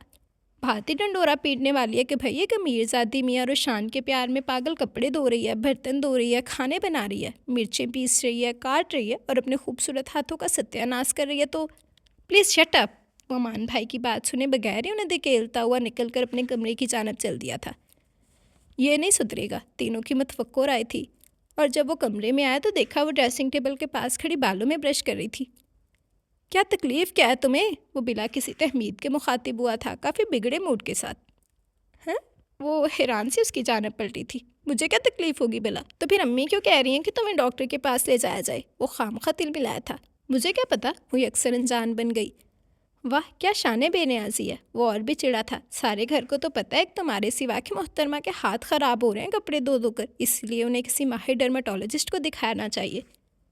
मैंने तो ऐसा कुछ नहीं कहा किसी से। उसकी चिड़चिड़ाहट उसे मज़ा दे गई थी, जब भी तो लबों पर मुस्कुराहट चिपकी थी। तो फिर अम्मी ने क्यों कहा मुझसे कि तुम्हें डॉक्टर के पास ले जाऊँ? मोहब्बत करती है ना मुझसे, इसीलिए मेरी ज़रा सी भी तकलीफ़ उनसे देखी नहीं जाती। अच्छा तो तुम अब अम्मी के कंधे पर बंदूक रख कर चलाया करोगे? वो खूब ही तपा था। जी नहीं, मुझे किसी के कंधे की ज़रूरत नहीं है। मैं डायरेक्ट चला सकती हूँ, मगर चलाऊँगी नहीं, क्योंकि मैं तुमसे मोहब्बत करती हूँ। समझे तुम रुशान बेग? मोहब्बत। वो सर चटक कर अपने जूते पहनने लगा था। ज़रा सी तकलीफ़ हुई नहीं कि सारे घर में डंटोरा पीट दिया। उस पर यह दावा कि ख़ुद को बदलोगी मेरी मोहब्बत में। फॉर गॉड सेक चुप हो जाओ रुशान बेग। अब वो चिड़ी थी। मैंने किसी से कुछ नहीं कहा। अभी वो दीदा बीना नहीं है तुम्हारे पास जो तुम देख सको कि मैं कितनी बदल चुकी हूँ। हाँ मैं तो अंधा हूँ, खुद एतराफ़ कर रहे तो यकीनन हो गई। वो ज़ेरे लब बड़बड़ाती हुई जाने लगी कि उसने बाजू पकड़ लिया था। कहाँ चली? नाश्ता करने। तुम्हारी बातों से पेट नहीं भरता है मेरा। वो होंठ सुकेड़ कर बोली थी। ठीक है तो जल्दी से नाश्ता करो और चलो। वो कहकर मुस्कुराहट छुपा गया था। कहाँ चलूँ? वो ठटकी। डॉक्टर के पास। मुझे नहीं जाना। वो उसकी गिरफ्त से बाजू छुड़वाने लगी। चलो यार, वरना अम्मी तो बाद में भाई लोग पहले मेरा नाद का बंद करेंगे। अम्मी और बाकी सबके ख्याल से ले जा रहे हो मुझे? तो मुझे नहीं जाना। ये क्या बात हुई? तुम्हें खुद क्यों कोई एहसास नहीं होता है रुशान बेग? मेरी खातिर दूसरे लोग तुम्हें बताएंगे तब भी जानोगे क्या तुम? मुझे इल्हाम तो नहीं होते यार, मोहब्बत तो तुम करते हो, तुम्हें होते होंगे। तुम जाओ ऑफिस, मुझे नहीं जाना कहीं भी। उसे घूरते हुए चली गई थी। सचमुच पागल है। वो मुस्कुराता हुआ अपनी तैयारियों में लग गया था। वो धीरे धीरे एक मिडिल क्लास फैमिली में घुलती मिलती जा रही थी। घर का हर फर्द हमा वक्त उससे ताउन करने को तैयार होता था। बस रुशान बेग के रवैये कभी कभार उसे हर्ट कर जाते थे, मगर बहरहाल वो बहुत मगन और खुश थी। पापा भी उसे अपनी गृहस्थी में एडजस्ट होता देखकर बहुत मुतमिन थे, मगर इन दिनों उसकी तबीयत में अजीब सी बेकुली आ गई थी। शायद गर्मी की शिद्दत की वजह से वो रातों को बेचैन सी फिरती थी। दिन तो कामों में मसरूफ रहकर गुजर जाता था, लेकिन रातों को वो ठीक से सो नहीं पा रही थी, और रात भी वो बेचैनी से करवटें बदलते बदलते थक गई तो कमरे का दरवाज़ा खोलकर राहदारी में निकल आई थी। हालांकि रुशान बहुत आराम से सो रहा था, लेकिन नींद उसकी आंखों से कोसों दूर थी। ये गर्मी मैं कैसे बर्दाश्त करूंगी? Please God help me, Bekuli से सोचती हुई वो थके थके अंदाज में राहदारी में पड़ी कुर्सी पर बैठ गई थी। और जब भी अम्मी जी ने उसे नीचे से देखा था, वो पानी लेने अपने कमरे से निकली थी कि नज़र अचानक ऊपर उठ गई थी, और राहदारी में से तन्हा बैठे देखकर अम्मी ऊपर चली आई थी। मेरा बच्चा, तुमने ये क्या हाल बना रखा है? कुर्सी से पूछ लगाने एड़ी के अंदाज में पड़ी थी। अम्मी की आवाज़ पर एकदम ही सीधी हो बैठी थी। यहाँ क्यों बैठी हो बेटे? रुशान का है? पूछने के साथ ही उन्होंने पलटकर उसके कमरे की तरफ देखा था। खुले दरवाजे पर लगे हिलते हुए पर्दे की ओर से उन्हें बेड पर महबेखाब रुशान नजर आ रहा था। जाओ सो जाओ बेटे, उन्होंने कहते हुए प्यार से उसके सर पर हाथ फेरा था। आप सो जाए अम्मी जी, मैं ठीक हूँ, वो धीरे से बोली थी। मुझे नींद नहीं आ रही, गर्मी बहुत है, कहते कहते वो खड़ी हो गई थी। आप क्यों जागी अम्मी जी? वो पूछने लगी थी। मैं तो पानी लेने निकली थी, तुम्हें देखा तो ऊपर चली आई। जाओ सो जाओ बेटे, उन्होंने पुरसोच नजरों से उसे देखते हुए एक बार फिर उसके सर पर हाथ फेरा तो वो चुपचाप अपने कमरे में चली गई थी। और फिर गर्मियों की अक्सर रातों में अम्मी जी ने उससे भी राहदारी में तो कभी छत पर टहलते पाया था। और जब वो बर्दाश्त ना कर सकी थी, जब भी एक रोज़ अब्बू जी से कहने लगी थी, तो शान के अब्बू एक एसी लगवा देना बहू के कमरे में। है? अब्बू जी पूरी तरह चौंके थे। एसी क्यों? वो भी रुशान के कमरे में? हाँ, बहू के कमरे में। देखे ना मौसम कितना गर्म जा रहा है आजकल। वो बोली, मौसम तो हर साल ही आता है, पहले तो कभी नहीं किया आपने एसी की बात। अम्मी अब भी नहीं करती रुशान के अब्बू, मगर उस बच्चे की बेचैनी नहीं देखी जाती मुझसे, वो कहने लगी थी। जब से गर्मियाँ शुरू हुई हैं, उस बच्चे को बेचैनी से रातों को इधर से उधर टहलता पाती हूँ मैं। हम तो आदी हैं मौसम की सख्तियाँ झेलने के, मगर वो बच्ची तो नहीं है ना। क्या इनने कहा एसी के लिए? अब्बू जी पूछने लगे। नहीं, वो तो कुछ नहीं कहती है, बल्कि हर तरफ से हमारे साथ एडजस्ट करने की हर मुमकिन कोशिश करती है। ये तो मैं कह रही हूँ, मुझसे नहीं देखी जाती उसकी हालत। मौसम मुतदल था तो ठीक था, मगर ये गर्मी बर्दाश्त करने में उसे दुश्वारी हो रही है। लगवा देना एसी, अम्मी मिन्नत कर रही थी। अपने बबुआ से कहिए लगवा देगा, अब्बू जी बोले थे। उससे कहना होता तो आपसे क्यों कहती मैं? अम्मी बिगड़ने लगी। पता है ना आपको उसके मिजाज का। अभी इसी की बात करूँगी तो मुझे जो कुछ भी सुनाएगी, जो कुछ भी सुनाएगा सो सुनाएगा, ऊपर से 10 बातें उस बच्ची को भी सुना डालेगा। और मैंने एसी लगवा दिया तो क्या मुझे कुछ नहीं कहेगा तुम्हारा बेटा? अब्बू जी मुस्कुराहट छुपाकर बोले थे। आप उसके बाप हैं या वो आपका है? अम्मी और भी खफाउन। आपकी ज़ुबान मेरे ही सामने चलती है, आपसे और कुछ नहीं होता है। बस एसी लगवा दें आप कर ली, और जब वो गर्म हुआ तो मैं संभाल लूँगी। अम्मी तवील सांस लेकर कहने लगी। कल सुबह तो वो काम के सिलसिले में 4 दिनों के लिए दिल्ली जा रहा है। उसकी गैर मौजूदगी में लगवा दे, जब वापस आएगा कुछ कहेगा तो देख लूँगी मैं। फ़िलहाल वो बच्ची तो कम अज़ कम चैन की सांस ले। इतनी प्यारी बच्ची है, कैसा घुल मिल कर रहती है हमारे साथ। तो क्या उसके आराम के लिए हम इतना नहीं कर सकते? कर सकते हैं भाई, और ज़रूर करेंगे। अब्बू जी ने रजामंदी दे दी तो अम्मी जी इत्मीनान की सांस लेकर मुस्कुरा दी थी। गर्मियाँ अपने अरूज पर थी जब वो 4 दिनों बाद घर वापस आया था और सबसे मिल मिलाकर अपने कमरे में आया तो ठंडक के एहसास ने जहन व जिस्म पर बड़ा असर छोड़ा था। ये कमरा इतना ठंडा क्यों है? अगले ही पल जहन में सवाल उभरा था और सामने दीवार पर नजर पड़ते ही उसकी बवें तन गई थी। इसे कहाँ से आया? वो हैरान से लहजे में उससे पूछने लगा, जो उसका ट्रॉली बैग खाली कर रही थी। आएगा कहाँ से? अम्मी जी ने लगवाया। वो बज़ाहिर मसरूफ़ से अंदाज में बोली थी, मगर अंदर खौफजदा भी थी कि कहीं वो कोई बुखेड़ा ना खड़ा कर दे। हालांकि उसने तो बहुत मना किया था अम्मी जी को। उसकी खफकी के एहसास से, मगर अम्मी जी ने इसी लगवा ही दिया था उसके कमरे में। कब? वो पूछ रहा था। जिस दिन तुम दिल्ली गए थे। वो बैग खाली करके उठ गई थी। चलो अब तुम नहा धोकर फ्रेश हो जाओ, तब तक मैं चाय नाश्ता ले आती हूँ, कहती हुई वो जल्द से जल्द उसके सामने से हट जाना चाहती थी कि उसके खतरनाक तेवर भांप चुकी थी। एसी अम्मी ने लगवाया या तुमने अपने पापा से कहकर? बाजू से थाम कर उसे अपनी जानब खींचते हुए कमरे से बाहर जाने लगा था। मैं क्यों लगवाती भला पापा से कहकर? बाजू पर उसकी गिरफ्त सख्त हुई थी। फिर भी उसने उसकी गिरफ्त से बाजू छुड़वाने की सही नहीं की थी। अम्मी को क्या पड़ी थी एसी लगवाने की? वही नहीं, हम सब भी आती हैं मौसम की गर्मियाँ सर्दियाँ बर्दाश्त करने की। तुम नहीं हो, तुमने ही कहा होगा है ना? मैंने कुछ नहीं कहा, तुम पूछ लो जाकर अम्मी जी से। मैंने कहा था ना तुमसे कि मुझसे शादी की है तो इसी तरह रहना होगा जिस तरह मैं रहता हूँ। कहा था ना तुमसे। उसकी तवक्को के ऐन मुताबिक भड़क रहा था। मैं रह तो रही हूँ उसी तरह। फिर एसी क्यों लगवाया? मैंने नहीं लगवाया, प्लीज़ रुशान बेग बाजू छोड़ो, दर्द हो रहा है मुझे। कहते कहते वो एकदम ही सिसक उठी थी।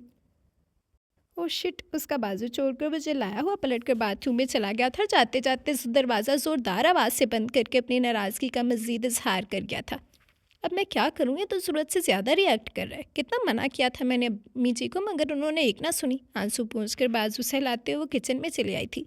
ये ले जाओ रुशान के लिए। रोमा भाभी नाश्ते की ट्रे तैयार कर चुकी थी। उसके आने पर उसे थमाकर बोली तो वो ट्रे लेकर वापस कमरे में चली आई और टेबल पर रखकर उसके बाथरूम से निकलने का इंतज़ार करने लगी। और जब वो काफ़ी देर बाद बाथरूम से निकला तो बेड पर उसके पास बैठने के बजाय दूर सोफे पर जा बैठा था। कुछ खाइए ना, वो तवील सांस लेकर लड़ने के लिए उसके पास आ बैठी थी।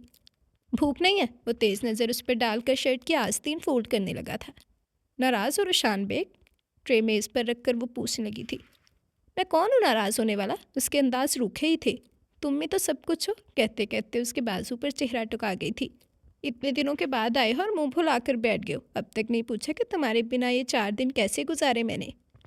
बहुत मज़े से गुजारे तुमने 4 दिन मेरे बगैर। मुझे पूछने की ज़रूरत नहीं है। उसे परे करके वो उठ गया था। बड़े दावे थे ना मेरी मोहब्बत के, तो 4 दिन की गर्मी ने सारे कसपल निकाल दिए और मुहतरमा आइन साहिबा इसी की ठंडक में बैठकर मोहब्बत फरमाने लगी। खूब। रोशन प्लीज़ इतने रूड क्यों हो रहे हो? वो रूहानसी होने लगी थी। ऐसा ही हूँ मैं। ऐसे नहीं थे, आज हुए हो। तुमने ही किया है, वो कहता हुआ चला गया था और वो निचला लब दांतों तले दबाए नीचे किचन की तरफ चली आई थी जब उसे अम्मी जी के कमरे से रुशान की तेज़ आवाज़ें सुनाई दी थी। मेरे पास आओ बच्चे, सर फिरा लड़का है वो अम्मी जी के कमरे की तरफ जाने लगी थी कि मान दादी जी अपने कमरे से निकली थी और उसे अपने साथ ही अंदर ले आई थी। मैंने कहा था ना दादी, वो बहुत खफा होगा। कहा था ना, जाने कि उसे बहुत रोना आ रहा था। दादी के पलंग पर बैठकर उनकी गोद में सर रखते हुए वो रोने लगी थी। अब पता नहीं क्या करेगा, अम्मी जी से खामखा की बहसें करेगा। कुछ नहीं करेगा वो, है ना तुम्हारी सास सीधा करना जानती उसे। तुम फिक्र ना करो बच्ची। दादी अम्मी मोहब्बत से सिर थपक रही थी जबकि उसका सारा ध्यान अम्मी जी के कमरे की तरफ था जहाँ वो अम्मी जी से मुखातिब था। एसी आपने लगवाया मेरे कमरे में? वो अम्मी जी से पूछ रहा था। तुम्हारे अब्बू जी ने लगवाया, अम्मी बड़े मज़े से बोली तो अंदर मौजूद अब्बू ने घूर कर रह गए थे। मगर क्यों? वो अब्बू जी की जानब घूमा मगर तेवर कदरे नरम करके। भाई तुम्हारी अम्मी ने कहा तो हमने लगवा दिया। अब्बू जी कहते हुए कमरे से निकल गए थे कि माँ बेटे की बहसों में वो कम ही पड़ते थे। आपने किसके कहने पर एसी लगवाया? वो अम्मी की तरफ घूमा। मुझसे भला कौन कहेगा? अम्मी अनजान बनी। बेफ़ायदा आपकी चहेती बहू, वो चिढ़ा था। हाँ है तो वो मेरी चहेती। अम्मी मुस्कुराहट छुपा गई थी और उसने मुझसे बिल्कुल नहीं कहा। वो तो मना ही कर रही थी मगर मैंने लगवा दिया कि वो आदी नहीं है गर्मियाँ सहने की। आदी नहीं है तो हो जाएगी ना, ज़रूरत क्या है इसी की? वो और भी चिढ़ा था। क्यों? वो ही क्यों हर चीज़ की आदी हो? अब की अम्मी भी गर्म हुई थी। हमेशा वो ही क्यों एडजस्ट करे? वो ही क्यों अपनी आदतें बदले? शादी तो तुमने भी की है ना? उससे तो उसके लिए अपनी आदत को उसके लिए अपनी कोई आदत नहीं बदल सके? ज़रा तुम भी तो एडजस्ट नहीं कर सकते? मैं क्यों करूं? चाह तो उसे ही थी ना मेरी, तो एडजस्ट भी वही करेगी। अजीब मनती है तुम्हारी भी बउआ। चाह उसे ही है, चाह उसे ही थी और है भी। यूं ही नहीं वो इतने दिन निकाल गई इस घर में तुम्हारे साथ। अम्मी संजीदगी से गोया हुई थी, वरना वो जिस तिबके से आई है ना उस तिबके की लड़कियाँ सारे घरेलू काम काज नहीं करती हैं, एडजस्ट करती नहीं करवाती हैं। अगर वो एडजस्ट कर रही है जब वो तुम्हारी चाह में तुम्हारा घर बनाने के लिए खुद को इस हद तक बदल सकती है, तो तुम क्या उसके आराम का ज़रा सा भी ख्याल नहीं रख सकते? इतने कंजूस तो तुम हरगिज़ नहीं हो कि एसी तक ना अफोर्ड कर सको। अरे कैसे श्योर हो तुम? गर्मियों की रातों में तुम्हारी बीवी बेचैन फिरा करती थी और तुम बेखबरी की नींद में गर्क होते थे। उसकी बेचैनियाँ मैंने देखी थी, महसूस की थी जब भी तुम्हारे अब्बू जी से कहकर एसी लगवा दिया कि कम से कम वो बच्ची चैन की नींद तो सो सके। वरना तुमने उसे दिया ही क्या इस घर में लाकर? मैं नहीं लाया, आप सबकी वजह से आई है वो इस घर में। वो बात काट गया था। हमारी वजह से आई है मगर है तो तुम्हारी ही ना। और क्या नहीं करती वो तुम्हारे लिए, बताओ मुझे? अम्मी भी आज हारने के मूड में नहीं थी। ख्याल नहीं रखती है तुम्हारा, तुम्हारे काम नहीं करती है, तुम्हारे हकूक़ अदा नहीं करती है, फिर तुम्हारा एहतराम नहीं करती है, हमें इज़्ज़त नहीं देती है, हमें नहीं चाहती है। बताओ ना क्या क्या नहीं करती है वो तुम्हारी चाह में? सुधर जाओ, अब भी वक्त है। अगर वो मोमी सी गुड़िया तुम्हारे रवैयों की बदौलत बिखर गई ना तो उम्र भर समेट नहीं सकोगे तुम। और ना हम उसके बाप के सामने सर उठा सकेंगे कभी। वो जो अपनी नाजोपली बेटी हम जैसे मिडिल क्लास लोगों को ये कहकर सौंप गया कि उसकी बेटी हमें शिकायत का कोई मौका नहीं देगी, और इसने दिया भी नहीं। शिकायतें तो तुमने पाल रखी हैं ख्वामखा की, कुछ तो ख्याल करो इस बेगर्ज चाहतों का। कोई तो सिला दो उसकी अनथिक मेहनतों का जो वो महज तुम्हारी चाह में किए जा रही है। उसे खुद से दूर मत करो। हाथ दो, साथ दो उसका कि तुम साथ दोगे जब भी वो तुम्हारी चाह में हम सबके साथ रह सकेगी उम्र भर। अम्मी जी ने आज उसे लाजवाब कर दिया था, ढेरों सवालिया निशान देकर। जब भी तो वो बहुत देर तक कुछ ना बोला, और जब बोला तो ये कि भाभियाँ क्या सोचती होंगी कि ज़रा सी गर्मी बढ़ी तो इस अमीरजादी के लिए एसी लगवा दिया गया। वो भी इस घर की बहुएं हैं, उनके लिए क्यों नहीं लगवाया एसी। वो ऐसा कुछ नहीं सोचती, बहुत समझदार हैं वो तीनों। अम्मी मुस्कुराई थी, और फिर जैसे हम हैं वैसे ही घर से वो तीनों भी आई हैं। आयन की तरह अलग नहीं है, वो हमारी तरह आदी हैं हर मौसम झेलने और बर्दाश्त करने की। और इन तीनों ने कोई रद्द-ए-अमल भी ज़ाहिर नहीं किया एसी लगने पर, बल्कि खुश हैं ये कहकर कि जब आयन हमारे लिए ख़ुद को इतना बदल सकती है तो क्या हम उसके आराम के लिए उसे एक एसी कमरा नहीं दे सकते। तुम्हारी तरह संगदिल नहीं है हम के चाहत को आजमाइशों की कसौटी पर परखने बैठ जाएं। अम्मी चुप हुई तो वो भी चुप ही रहा। देर तक कुछ ना बोला तो वो ही कहने लगी, हाँ एसी लगवाने के लिए चंद हज़ार कम पड़ गए थे। तुम्हारे अब्बू जी के पास तो ज़िशान ने दिए थे, पैसे तो वो वापस लेगा नहीं। हाँ तुम मौका महल की मुनासबत से उसके लिए कुछ कर देना। क्या करूँ, वो पूछने लगा। उसकी बेटी इमसाल स्कूल जाने वाली हो जाएगी, उसका एडमिशन करवा देना अच्छे स्कूल में, साल भर की फ़ीस और दीगर अखराजात के साथ। वो बोली, ठीक है। वो सर हिलाकर उठ गया था।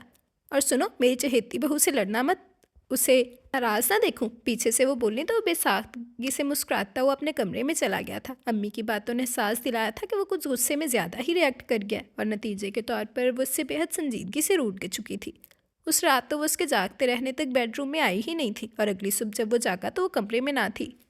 यार ये तो बहुत संजीदगी से रूठ गई है, वो सोचता मुस्कुराता उसे मनाने के जतन में नीचे हॉल में आया तो नाश्ते की मेज़ पर वो सबके साथ मौजूद थी, और भाई लोगों की मौजूदगी में उसे मुखातिब करना अपनी ही शामत बुलाना था। सो वो महज उसे देख कर रह गया था, जो बहुत नॉर्मल से अंदाज में सबके आगे नाश्ता रखने के बाद खुद भी बैठ कर नाश्ता कर रही थी।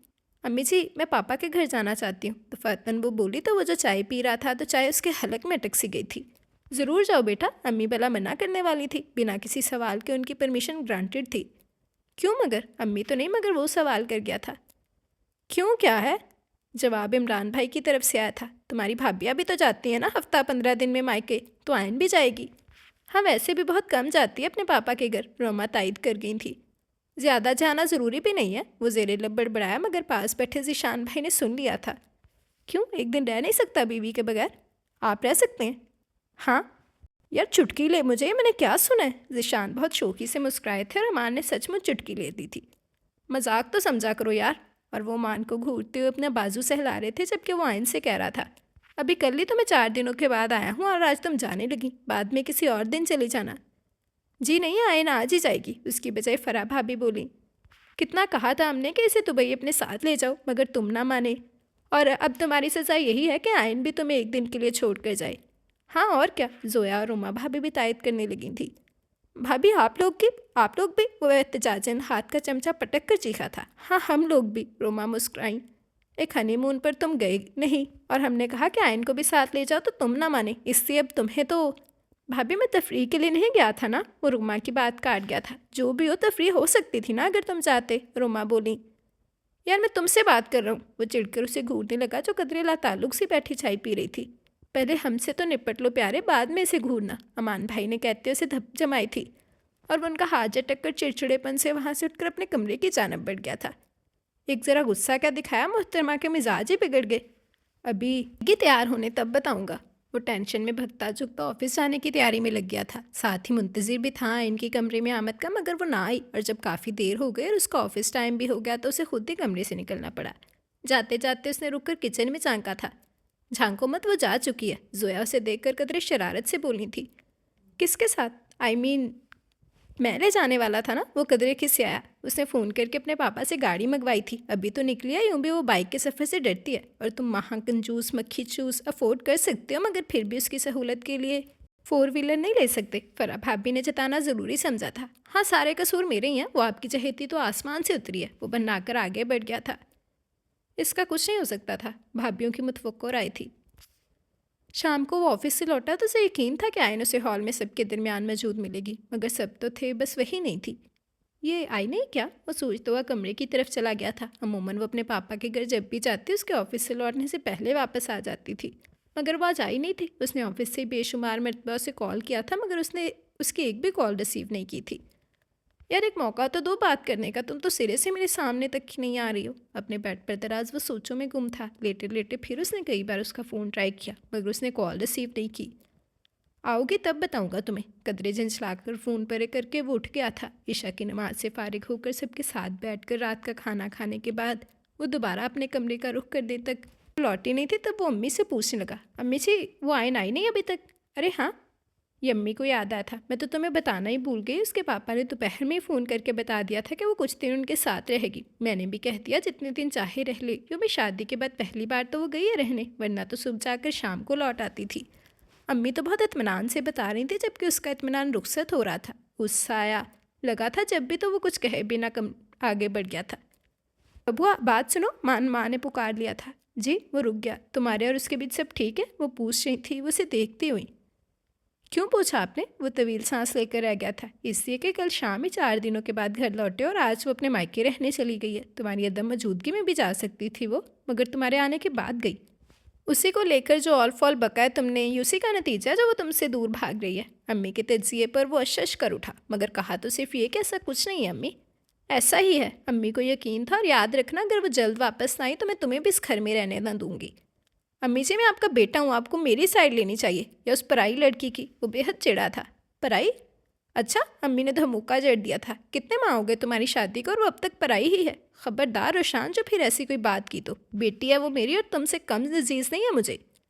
मैं ही बुरा हूँ। वो बड़बड़ाता हुआ चला गया था। यही समझ लो कि तू ही बुरा है। अम्मी मुस्कुराती हुई अपने कमरे की राह ले चुकी थी और उसने अपने कमरे में आकर सुफैन को कॉल की थी। आखा भाईजान कैसे हैं आप? सुफैन ने लपक कर कॉल रिसीव की थी। भाई की जान को अपने पास रखकर ये सवाल क्यों पूछ रही हो? वो धीरे से हंसा था। ओहो, सुफैन भी हंसी थी। खैर कहाँ है वो तुम्हारी पागल बहन? फ़ोन दो उसे, मेरी एक भी कॉल रिसीव नहीं कर रही है वो कहने लगा था। बाजी तो सो गई हैं, वो बोली। इतनी जल्दी? उसे यकीन न आया। जल्दी कहाँ भाईजान, 11 बज रहे हैं रात के। हाँ, वो महज वाल क्लॉक पर नज़र डाल कर रह गया था। खैर मैं सुबह कह दूंगी, वो कॉल कर लेंगी आपको। सुफैन कह रही थी। ठीक है, अल्लाह हाफिज़। उसने कहकर फ़ोन ऑफ कर दिया था। और जैसा कि उसे यकीन था कि उसे ना सुबह कॉल करेगी और ना ही उसकी कोई कॉल रिसीव करेगी, तो वैसा ही हुआ था। और वह दिन भर ऑफिस में मसरूफ़ रहने के बाद शाम को ऑफ होती अपने घर की बजाय तुफैल हमादी के घर आ गया था उसे लेने। कहाँ है? सोफे पर बैठते हुए वो पूछ रहा था। बाजी तो चली गई, सुफैन बोली। कब? वो ठटका। दोपहर को ही, वो बताने लगी। उन्होंने कॉल नहीं किया था आपको? हालांकि मैंने कहा भी था। वैसे भी भाईजान आपकी बेगम का दिल अब हमारे घर में नहीं लगता है। पप्पा का घर ही प्यारा, पिया का घर ही प्यारा लगता है उन्हें अब। आई थी तो कह रही थी ढेर सारे दिन रहेंगी हमारे साथ, मगर दूसरे दिन वापस भाग गई। मैंने और पापा ने कितना चाहा कि कुछ दिन रहेंगी, मगर वो ना रुकी। ओके फिर मैं चलूँ? वो एकदम उठ गया था। ऐसे कैसे जा सकते हैं आप? रुकें, पापा भी हैं, मैं बुला लूँ, मिलकर जाएं। सुफैन कहती हुई चली गई तो उसे बैठना पड़ा। फिर तो फैल हमादी आए तो उनसे बातों के दौरान वो अंदाज़ा लगाने की कोशिश करता रहा कि कहीं उसकी नाराज़गी की खबर उन तक ना पहुँच गई हो, मगर वो कुछ भी अंदाज़ा नहीं कर सका था, न सुफैन की बातों से नहीं तो फैल हमादी के रवैयों से। वो तो हस्बे साबिक बहुत मोहब्बत और खलूस से मिले थे उससे, और जब वो घर आया तो उसे हॉल में सबके दरमियान मौजूद पाकर कदरे इत्मीनान की सांस ली थी। और कबल इससे कि भाई लोग खिंचाई शुरू करते वो टूटते ही कहने लगा था। आयन बात सुनो ज़रा। क्या है? उसे देखने लगी। तुम चलो मेरे साथ, कहता हुआ उसका हाथ ज़बरदस्ती पकड़कर उसे खड़े करता हुआ बोला था। भाई लोग शरारत से खनकारे थे। ये मेरे बड़े भाई हैं, दुनिया भर के बेशरम। वो कदरे खिसियाना होकर उन्हें घूरता हुआ आयन का हाथ थामे अपने कमरे का रुख कर चुका था। हाथ छोड़ो मेरा। कमरे में आते ही वो बदक कर पड़ी हुई थी। क्या मुसीबत है यार, सॉरी तो कर रहा हूँ ना। उसे बाहों में जकड़ते हुए वो मुस्कुराया था। छोड़ो, मुझे नहीं चाहिए तुम्हारी कोई सॉरी, कोई एक्सक्यूज़। उसने सारा जोर सर्व कराया था, मगर उसके बाहों के घेरे को तोड़ ना सकी थी। यार गलती मान रहा हूँ ना, माफ़ कर दो ना प्लीज़। माफ़ी मांगने की तुम्हें क्या ज़रूरत है? मोहब्बत तो मैं करती हूँ ना तुमसे। माफ़ी तो मुझे मांगनी चाहिए कि रुशान बेग माफ़ कर दो मुझे कि 4 दिन की गर्मी में मोहब्बत के दावे से मुकर गई और अब इस एसी की ठंडक में बैठकर मोहब्बत फरमाने लगी। उसकी कही बात उसी को लौटाते हुए बेतहाशा रोई थी। एंड प्लीज़, वो इसी कदर कह सका था। तुम्हें क्या? वो रोए गई। तुम्हारी चाह में मैं चाहे जिस हद से गुजर जाऊँ, तुम पर कुछ असर नहीं होने वाला। तुम तो बस अपनी में मस्त रहो कि तुम चाहते किसे हो। तुमने नहीं चाहा किसी को। हाँ मैं मस्त हूँ इसी में कि मैं चाहा गया हूँ। उसके आंसू साफ करते हुए कह रहा था। मगर तुम मस्त नहीं हो मुझे चाहकर, तुमने उतार दी सारी मस्ती। वो उसके हाथ झटक कर बोली थी। ओहो, वो बेसाख्तगी से हंसा था। दिल जलाकर हंसते हो ना तो बहुत कमीने लगते हो। वो उसके सीने पर मुक्के बरसाने लगी। और तुम हंसती हो ना तो जिंदगी लगती हो। बहुत वरफ्तगी थी उसके अंदाज में। झूठे। मुस्कुराहट छिपाने के लिए वो रुख मोड़ने लगी थी, मगर उससे मुड़ने नहीं दिया था। इन मुस्कुराहटों को छीनने का हक सिर्फ मेरा है, और गुज़श्ता कई दिनों से तुमने मुझे इससे महरूम रखा है। मैंने रखा है, तुम खुद हुए ना। रूठा कौन था, तुम या मैं? तुम। उसके लबों पर फिर जिंदगी मचली थी। मैं? वो झटका उस पर, वो झुका था उस पर। हाँ तुम। वो एकदम उसके सीने में चेहरा छुपा गई थी। अब बताओ, यूँ बोलचाल बंद करके फिर मेरा जीना दुब्बर कर दोगी? उसे थाम कर पेशानी चूमते हुए वो पूछ रहा था। मैंने क्या किया, खुद ही तो बिगड़े थे। एक इतनी सी क्या बात का बतंगड़ बना दिया तुमने। वो कह रही थी, रुशान बेग अभी सिर्फ 10 माह हुए हैं हमारी शादी को, पूरा साल भी नहीं गुजरा, तुम 10 साल पुराने शौहरों की तरफ फूंफा करने लगे हो। बीवी के सामने उम्र कैसे गुजारोगे पता नहीं। मेरी छोड़ो, तुम कहो ना, तुम कैसे गुजारोगी? वो हंस रहा था। देख ही लोगे तुम, कहने की क्या जरूरत है। यूं ही मुझे छोड़कर भाग जाया करोगी पापा के घर? वो छेड़ रहा था। भाग कर भी क्या मिला है, वहाँ दिल ही नहीं लगता मेरा। तुमने हर्ट इतना किया था कि मैं। वो कहते चुप होकर उसे देखने लगी थी कि शायद वो कुछ कहेगा, कोई दिल खुशकुन बात। कितने गिफ्ट लाया था मैं तुम्हारे लिए दिल से, और तुमने खोल कर देखे ही नहीं। वो चिढ़ना चाहती थी, वो उसके बरक्स कह रहा था। तुमने दिए कब जो देखती मैं? उसका मुंह बन गया था। सब मेरे ट्रैवल बैग में तो रखे थे, खाली तो तुमने ही किया था ना। और गिफ्ट पैक देखने की बजाय उठा उठा कर अलमारी में ठूंस दिया था। मुझे क्या पता मेरे लिए लाए हो। तो किसके लिए लाता? उसने घूरा था। मैं क्या जानूँ और किसके लिए लाते? वो उससे ही देख रही थी, इस सांस पर के वो कहेगा तुम्हारे लिए, सिर्फ तुम्हारे लिए। कोई उम्मीद, कोई यकीन, कोई दिल खुशकुन बात कहेगा वो। हाँ, और वो कुछ कहने की बजाय महज मुस्कुराया था। मुअम्मा ही हो रोशान बेग, मुश्किल तरीन। वो कदर अफसुर्दगी से सोचती हुई उसके कंधे से पेशानी टका गई थी। रात में ना जाने क्यों नींद अचानक छुट गई थी। वो उठकर बैठा तो बेड पर आयन की गैर मौजूदगी का एहसास हुआ था। आयन कहाँ हो? वो बैठे बैठे पुकारने लगा, मगर जवाब नदारत। कहाँ चली गई है? कमरे के दाखिली दरवाजे का खुला हुआ लॉक देखकर वो स्लीपिंग गाउन पहनता हुआ बेड से उतर गया था। कमरे से बाहर निकलकर राहदारी से हॉल में चौंका। पूरा हॉल नीम तारीकी में डूबा हुआ था। उसने छत की जानिब निगाह की तो छत पर हल्की सी रोशनी नजर आई थी। छत का कोई बल्ब रोशन था शायद। छत पर तो नहीं बैठी है जाकर? अब काहे की बेचैनियों बेआरामी है? अब तो कमरे में एसी ऑन होता है। फिर भी अजीब लड़की है भाई, इतनी रात के छत पर जाने की क्या तुक है भला? वो बड़बड़ाता हुआ छत पर जाने वाली सीढ़ी तय कर रहा था। छत पर कदम रखते ही वो उसे नजर आ गई थी, रोमा भाभी के साथ बेड के सामने बेड के सोफे पर बैठी हुई। भाभी, मैं प्रेग्नेंट हूँ। उससे पुकारने ही जा रहा था कि उसकी आवाज़ पर मुंह खुला ही रह गया था। ये तो खुशी की बात है हनी, तुम रोक क्यों रही हो? रोमा भाभी उसे प्यार से हंसी हुई कह रही थी, और अब भी बड़ी मोहब्बत से उसका सर कंधे से लगाए सहलाते हुए कह रही थी। और वो उनके पीछे कदरे फासले पर खड़ा दुख से सुन रहा था। हम बात तो खुशी की है, मगर पता नहीं क्यों मैं खुश नहीं हो पा रही। वो यकीनन बहराई आवाज़ में रो रही थी। उसकी आवाज़ में आंसू की नमी साफ महसूस कर रहा था। रुशान को बताया तुमने? भाभी पूछ रही थी। नहीं। क्यों? बताना चाहती थी मगर बता ना सकी। क्यों? मगर डर लगता है भाभी उसके रवैयों से, पता नहीं कैसा रिएक्ट करे। वो धीरे से बोली थी। आह, कैसा रिएक्ट करेगा पगली? खुशी होगा ना? पता नहीं भाभी, खुश होगा या। उससे बात पूरी नहीं की थी। वो खुशी होगा हनी, तुम उसे ज़रूर बताओ। जिस तरह माँ बनने का एहसास औरत के लिए अनमोल होता है, इसी तरह बाप बनने का एहसास मर्द के लिए अनमोल होता है। भाभी धीरे धीरे उसका सर सहलाते हुए कह रही थी। अम्मी जी को बताया तुमने? नहीं, सिर्फ आपको बताया। मुझे भी ना बताती तुम, मगर मैं इत्फाकन यहाँ ना होती और तुम्हें रोते ना देख लेती तो। भाभी बोली तो वो खामोश ही रही। तुम्हें डर किस बात का है? क्या वो नहीं चाहता है तुम्हें? चाहत ही का तो यकीन नहीं देता है भाभी वो। तुम उसके बच्चे की माँ बनने जा रही हो, फिर भी बेयकीन हो उसकी चाहतों से। उसका साथ, उसका कुर्ब मुझे सुकून बख्शता है भाभी, मगर वह एहसास मैं खोजती ही रह जाती हूँ कि उससे मुझसे मोहब्बत है। मोहब्बत है हनी, जब भी तो तुम हो उसकी ज़िंदगी में। हाँ, मुझे मोहब्बत है उससे, इसीलिए मैं हूँ उसकी ज़िंदगी में। वो कह रही थी। पता है भाभी, मेरे सारे ददियाली रिश्तेदार सुतीले हैं। मेरे पापा दादा जान की पहली बीवी से थे, और दादा जान की दूसरी बीवी ने कभी पापा को सगा समझा ही नहीं। वो सदा सुतीले ही रहे। हालांकि पापा ने अपनी शादी के बाद मम्मा के साथ बहुत कोशिशें की दादी वगैरह के साथ रहने की, मगर किसी ने उन्हें बर्दाश्त नहीं किया। मेरी मम्मा के साथ दादी वगैरह ने बहुत बुरा सलूक किया, हर तरह से उन्हें दुख पहुंचाने की कोशिश की। फिर भी पापा की खातिर मम्मा बर्दाश्त करती नहीं। हर मुमकिन कोशिश कर डाली फैमिली में रहने की, मगर वो ना रह सकी। दादी वगैरह के नारवा रवैये और सलूक देखकर पापा को खुद ही मम्मा को लेकर इन सब से अलग होना पड़ा। हालांकि वो फैमिली में रहना चाहते थे, मेरी फिर 4 साल बाद सुफैन की पैदाइश पर मम्मा चल बसीं। उस वक्त भी पापा ने बहुत चाहा कि वो सबके साथ रहें, मगर उन्हें किसी ने कबूल नहीं किया और पापा को हम दोनों बहनों के साथ तन्हाई जीना पड़ा, फैमिली में रहने की ख्वाहिश के बावजूद।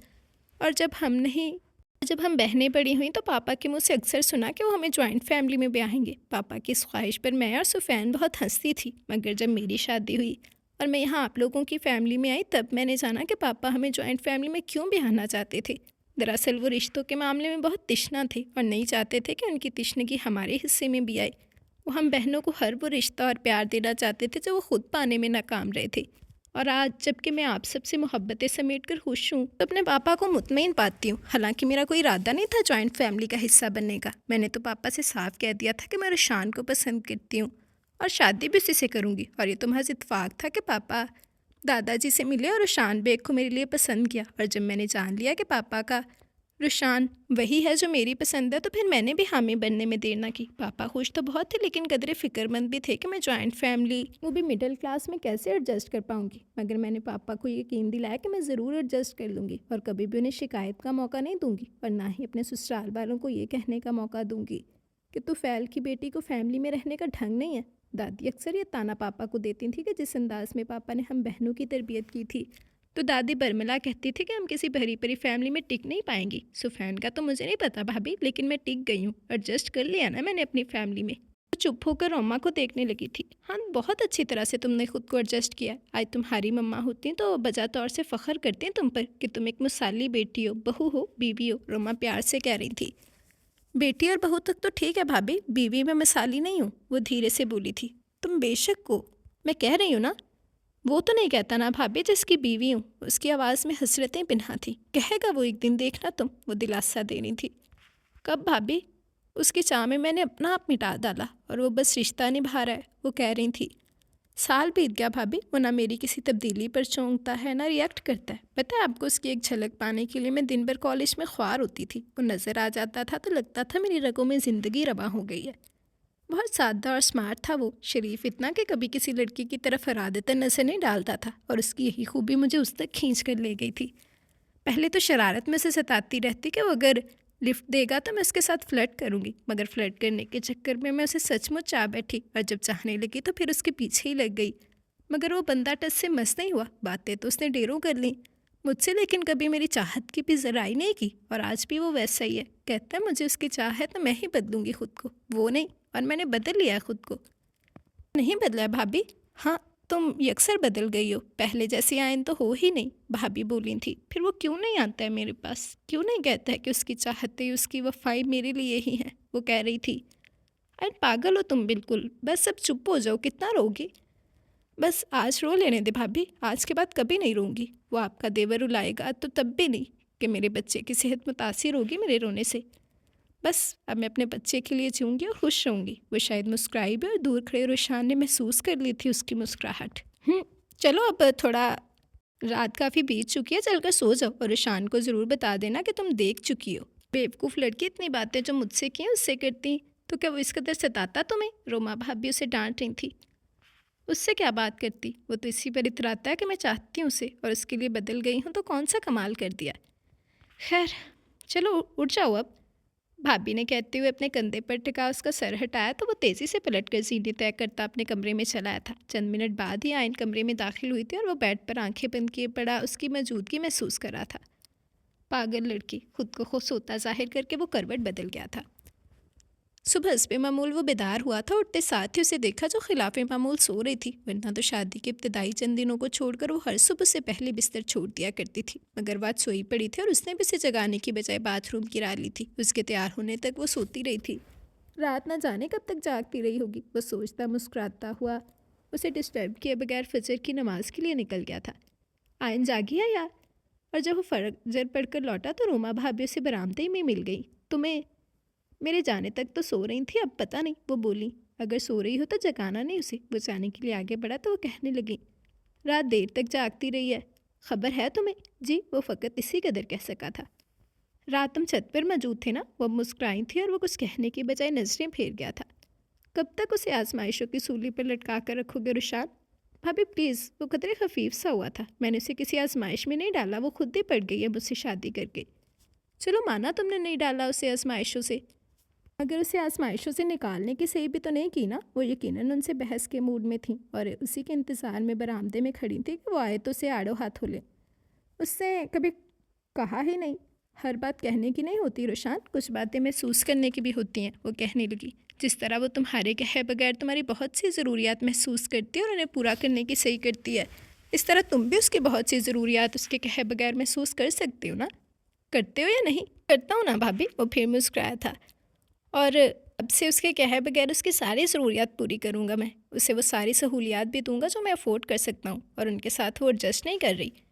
हाँ, उसे एहसास दो कि तुम भी चाहते हो उसे, महज रिश्ता नहीं निभा रहे हो। वो मुस्कुराई थी और वो इस बात में सिर हिलाकर अंदर चला गया था। अपने कमरे में आया तो देखा वो हनूस सो रही थी। तब वो तवील सांस लेकर मुस्कुराता हुआ खुद भी उसके बाजू में लेट गया था। सो वट, नामुमकिन को मुमकिन करना जानती हूँ मैं। जाने कैसे उसकी कही एक पुरानी बात याद आ गई थी। नामुमकिन को मुमकिन तो कर ही चुकी हो तुम मेरी जान।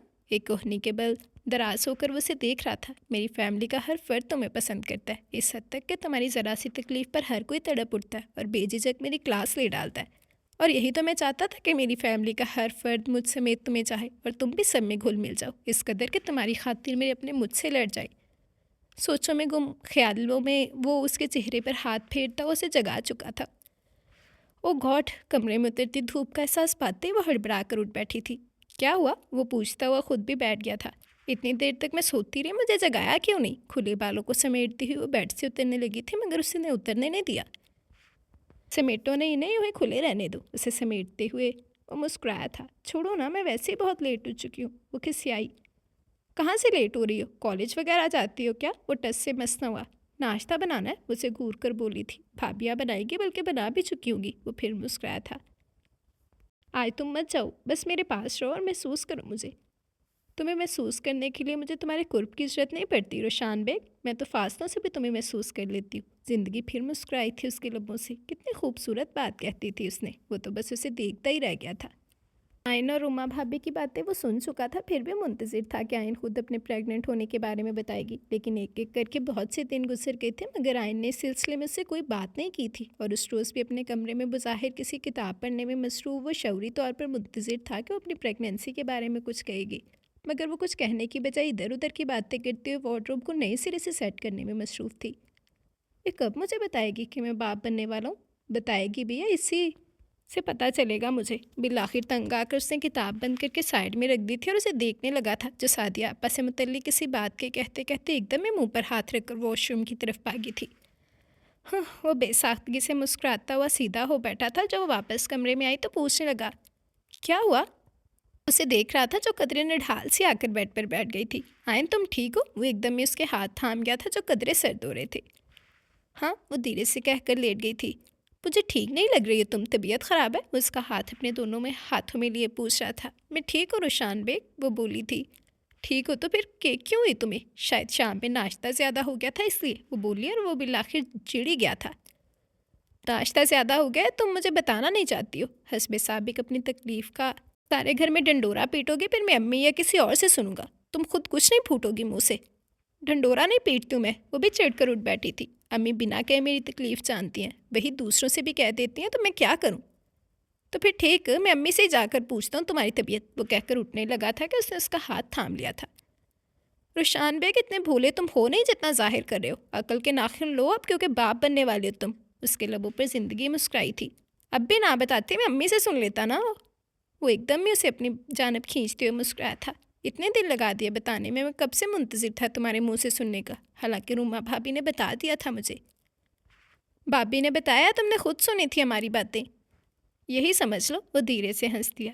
क्या सोचती हो मेरे बारे में? आई मीन कैसा हूँ मैं? वो हर गैर मुतवक्को सवाल था उसका, इसीलिए वो हैरान सी उसे देख रही थी। ये क्यों पूछ रहे हो? बस जानना चाहता हूँ मैं, बताओ ना। तुम अच्छे हो, बहुत अच्छे हो। झूठ, वो नफ़ी में सर हिलाकर मुस्कुराया था। अच्छा नहीं मैं? अगर होता तो तुम्हें आजमाइशों से दो चार क्यों करता? आजमाइशें मैंने खुद चुनी थी रोशान बेग। हाँ, मगर इन आजमाइशों को मैं ख़त्म कर सकता था, मगर किया नहीं। वो कहने लगा। तुम बखूबी एडजस्ट कर रही थी मेरे घर में, मेरी फैमिली के साथ, और बहुत सी सहूलियात मैं तुम्हें दे सकता था, मगर मैंने दी नहीं।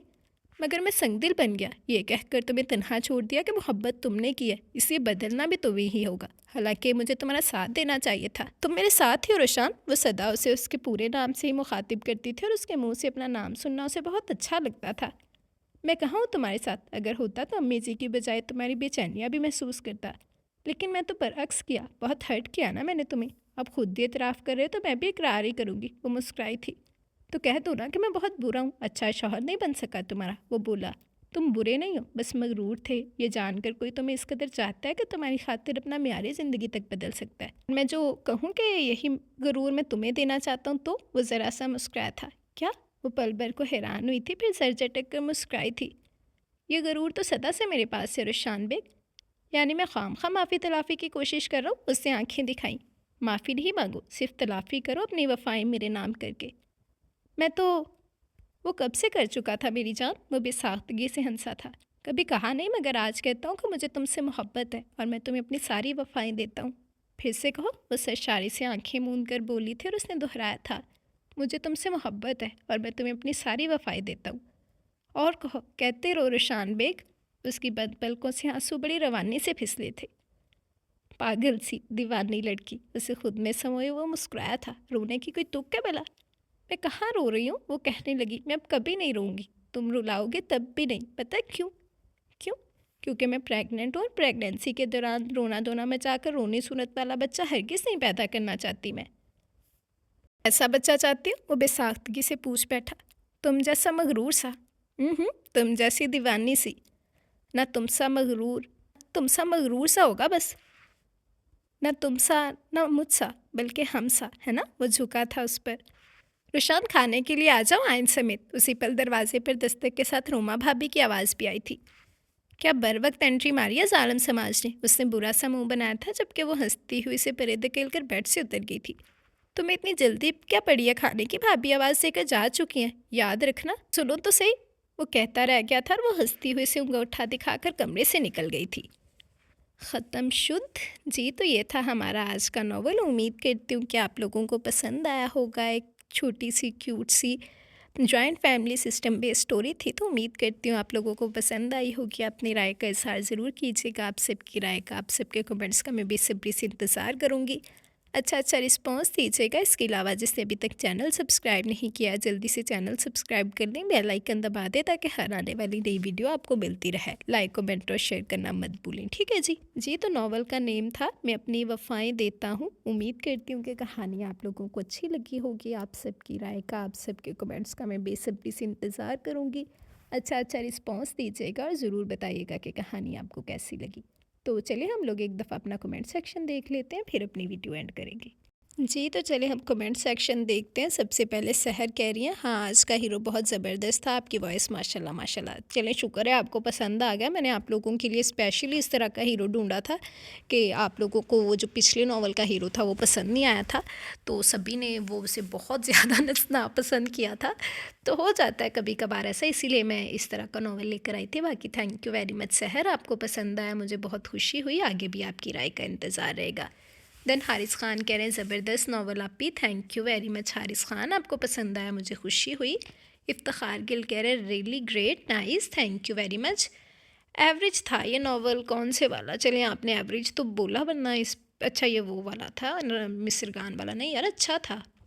मुझे इसका अफरा अच्छा लगा नावल, मुझे इसकी स्टोरी बहुत पसंद है। चलें, कोई बात नहीं। देन जुनेद कह रहे हैं, बहुत अच्छा था नावल और मुझे सबसे अच्छा कपल मौसम और संदीला का था। थैंक यू वेरी मच, आपको अच्छा लगा, मुझे खुशी हुई। आगे भी आपकी राय का बेसब्री से इंतज़ार रहेगा। देन शबनम कह रही हैं, खूबसूरत, thank you very much Shabnam. Shahnaz Afeef कह रही हैं, नाइस, ज़बरदस्त, awesome story, thank you very much Shahnaz Afeef. Saeeda Faheem Kazmi ने लाइक किया, thank you very much. Zainab Sagheer कह रही हैं, बहुत अच्छा, थैंक यू ज़ैनब सगीर, आपको अच्छा लगा, मुझे खुशी हुई। आगे भी आपकी राय का इंतज़ार रहेगा। देन शुबाना नूर कह रही है, नावल मरियम अज़ीज़ का है, नावल का नेम है वो एक शख्स, ज़बरदस्त नावल है, थैंक यू वेरी मच, आपको पसंद आया, मुझे खुशी हुई। आगे भी आपकी राय का इंतज़ार रहेगा। देन अगेन वो गंदे हीरो वाले पे मुझे फिर से, अच्छा ये वो नहीं था, नहीं इस पर हम बात करेंगे। मैंने आपका कमेंट देखा था, शहर क्या नाम है आपका? शहरीन, आई थिंक, पता नहीं जो भी है आपका नाम। जलालत की इंतहाई नावल, और हीरोइन में नाम की सेल्फ रिस्पेक्ट नहीं दिखाई, जो इतना सब कुछ होने के बाद भी कितनी आसानी से माफ़ी दिलाफी हो गई। हीरो तो शादी करके बीवी को उसका हक देने जा रहा था, मतलब अपनी लाइफ स्टार्ट करने जा रहा था, फिजिकल होने जा रहा था, बट रियलिटी सामने आ गई। ये कौन सी मोहब्बत थी आखिर?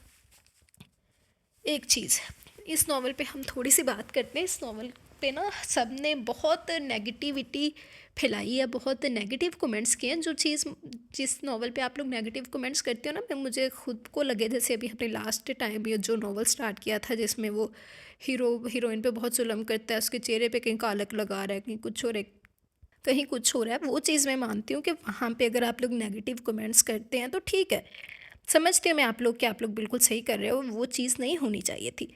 लेकिन अगर हम इस नावल के बारे में बात करें ना, तो इस नावल पे जो मेन चीज़ थी ना, सबसे बड़ी बात कि इंसान ख़ता का पुतला है, और जो इंसान देखता है ना, हम अक्सर मेजॉरिटी अगर हकीकत में देखा जाए ना, तो हम ज़्यादा अपनी आंखों देखे पे यकीन रखते हैं। तो वो जो इर्तिज़ा ही था ना उसका, हाँ बिल्कुल, इर्तिज़ा ने जो चीज़ देखी उसने उस पे यकीन किया, और यकीन उसने इसलिए किया क्योंकि वो उसके बारे में शुरू से पॉसेसिव था कि वो किसी से बात ना करे, वैसे ना। फिर उसके वो सीन ऐसे बनाया गया था कि वो इर्तिज़ा को वो रिश्ता लेके आ रहा है, उसका टीचर पहले, फिर वो तंजील पहले रिश्ता ला रहा है, फिर वो सारा कुछ हो रहा है। तो इस तरह दिखाया जा रहा था कि शानी भी उसमें इंटरेस्टेड है। तो वो कितना टूटा, कितना बिखरा, फिर वो उसकी जिसने से उसने शादी की, उसने उसके सामने खुद को ऐसे पेश किया कि उसने उसके साथ ज़्यादती की है। तो आप खुद बताएं कि एक इंसान उस वक्त क्या कर सकता था। फिर दूसरी बात, बाद में जो शानी का रवैया था, आई नो कि शानी का रवैया बिल्कुल दुरुस्त था, 100% सही था, लेकिन वो भी इसलिए नहीं कर रही थी कि उसे इर्तिज़ा से नफ़रत थी, ऐसा कोई सीन था। वो सिर्फ़ अपनी अना को बुलंद रख रही थी। उसे उससे मोहब्बत थी, और वो ये बात मानती थी कि उससे उससे मोहब्बत है, लेकिन वो सिर्फ़ अपनी अना को बुलंद रख रही थी। अगर वो ठीक है अपनी अना को बुलंद रखती, अपनी सेल्फ़ रिस्पेक्ट बचाती, उससे दूर चली जाती, क्या खुद खुश रह लेती? 4 दिन की नाराज़गी थी, उसने गुस्सा दिखाया, नाराज़गी दिखाई। इंसान से बहुत दफ़ा गलतफ़हमी हो जाती है, और अगर वो खुद, आप बस मुझे इस बात का जवाब दे दें कि अगर वो उसे छोड़कर चली जाती, तो क्या इर्तिज़ा या शानी दोनों खुश रह पाते? अब एक दफ़ा हमें ज़िंदगी मिलती है, अगर हम एक दूसरे की गलतियाँ माफ़ करके, एक दूसरे को समझ के अगर अपनी लाइफ अच्छी गुजार सकते हैं, तो आई डोंट थिंक सो कि ये बुरा सौदा है।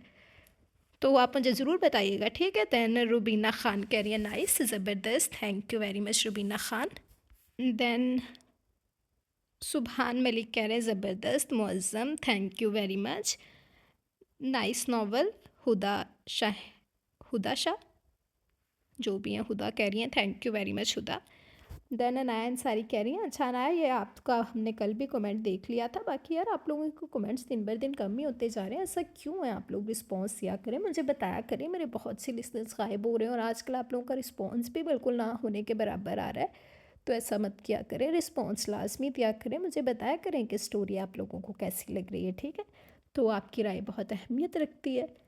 आप लोगों की राय का मुझे बेसब्री से इंतज़ार रहेगा इस नावल पे। उम्मीद करती हूँ कि आज की कहानी आप लोगों को पसंद आई होगी। इसके अलावा जिससे अभी तक चैनल सब्सक्राइब नहीं किया, जल्दी से चैनल सब्सक्राइब कर लें, बेल आइकन दबा दें, ताकि हर आने वाली नई वीडियो आपको मिलती रहे। लाइक, कमेंट और शेयर करना मत भूलें, ठीक है जी? तो अच्छा रिस्पॉन्स दीजिएगा, मुझे ज़रूर बताइएगा कि आज की कहानी आप लोगों को कैसी लगी। अब हम इंशाल्लाह हाजिर होंगे कल नए नावल के साथ, नए किरदारों के साथ। तब तक के लिए मुझे इजाज़त दें, दुआओं में याद रखिएगा। अल्लाह हाफिज़।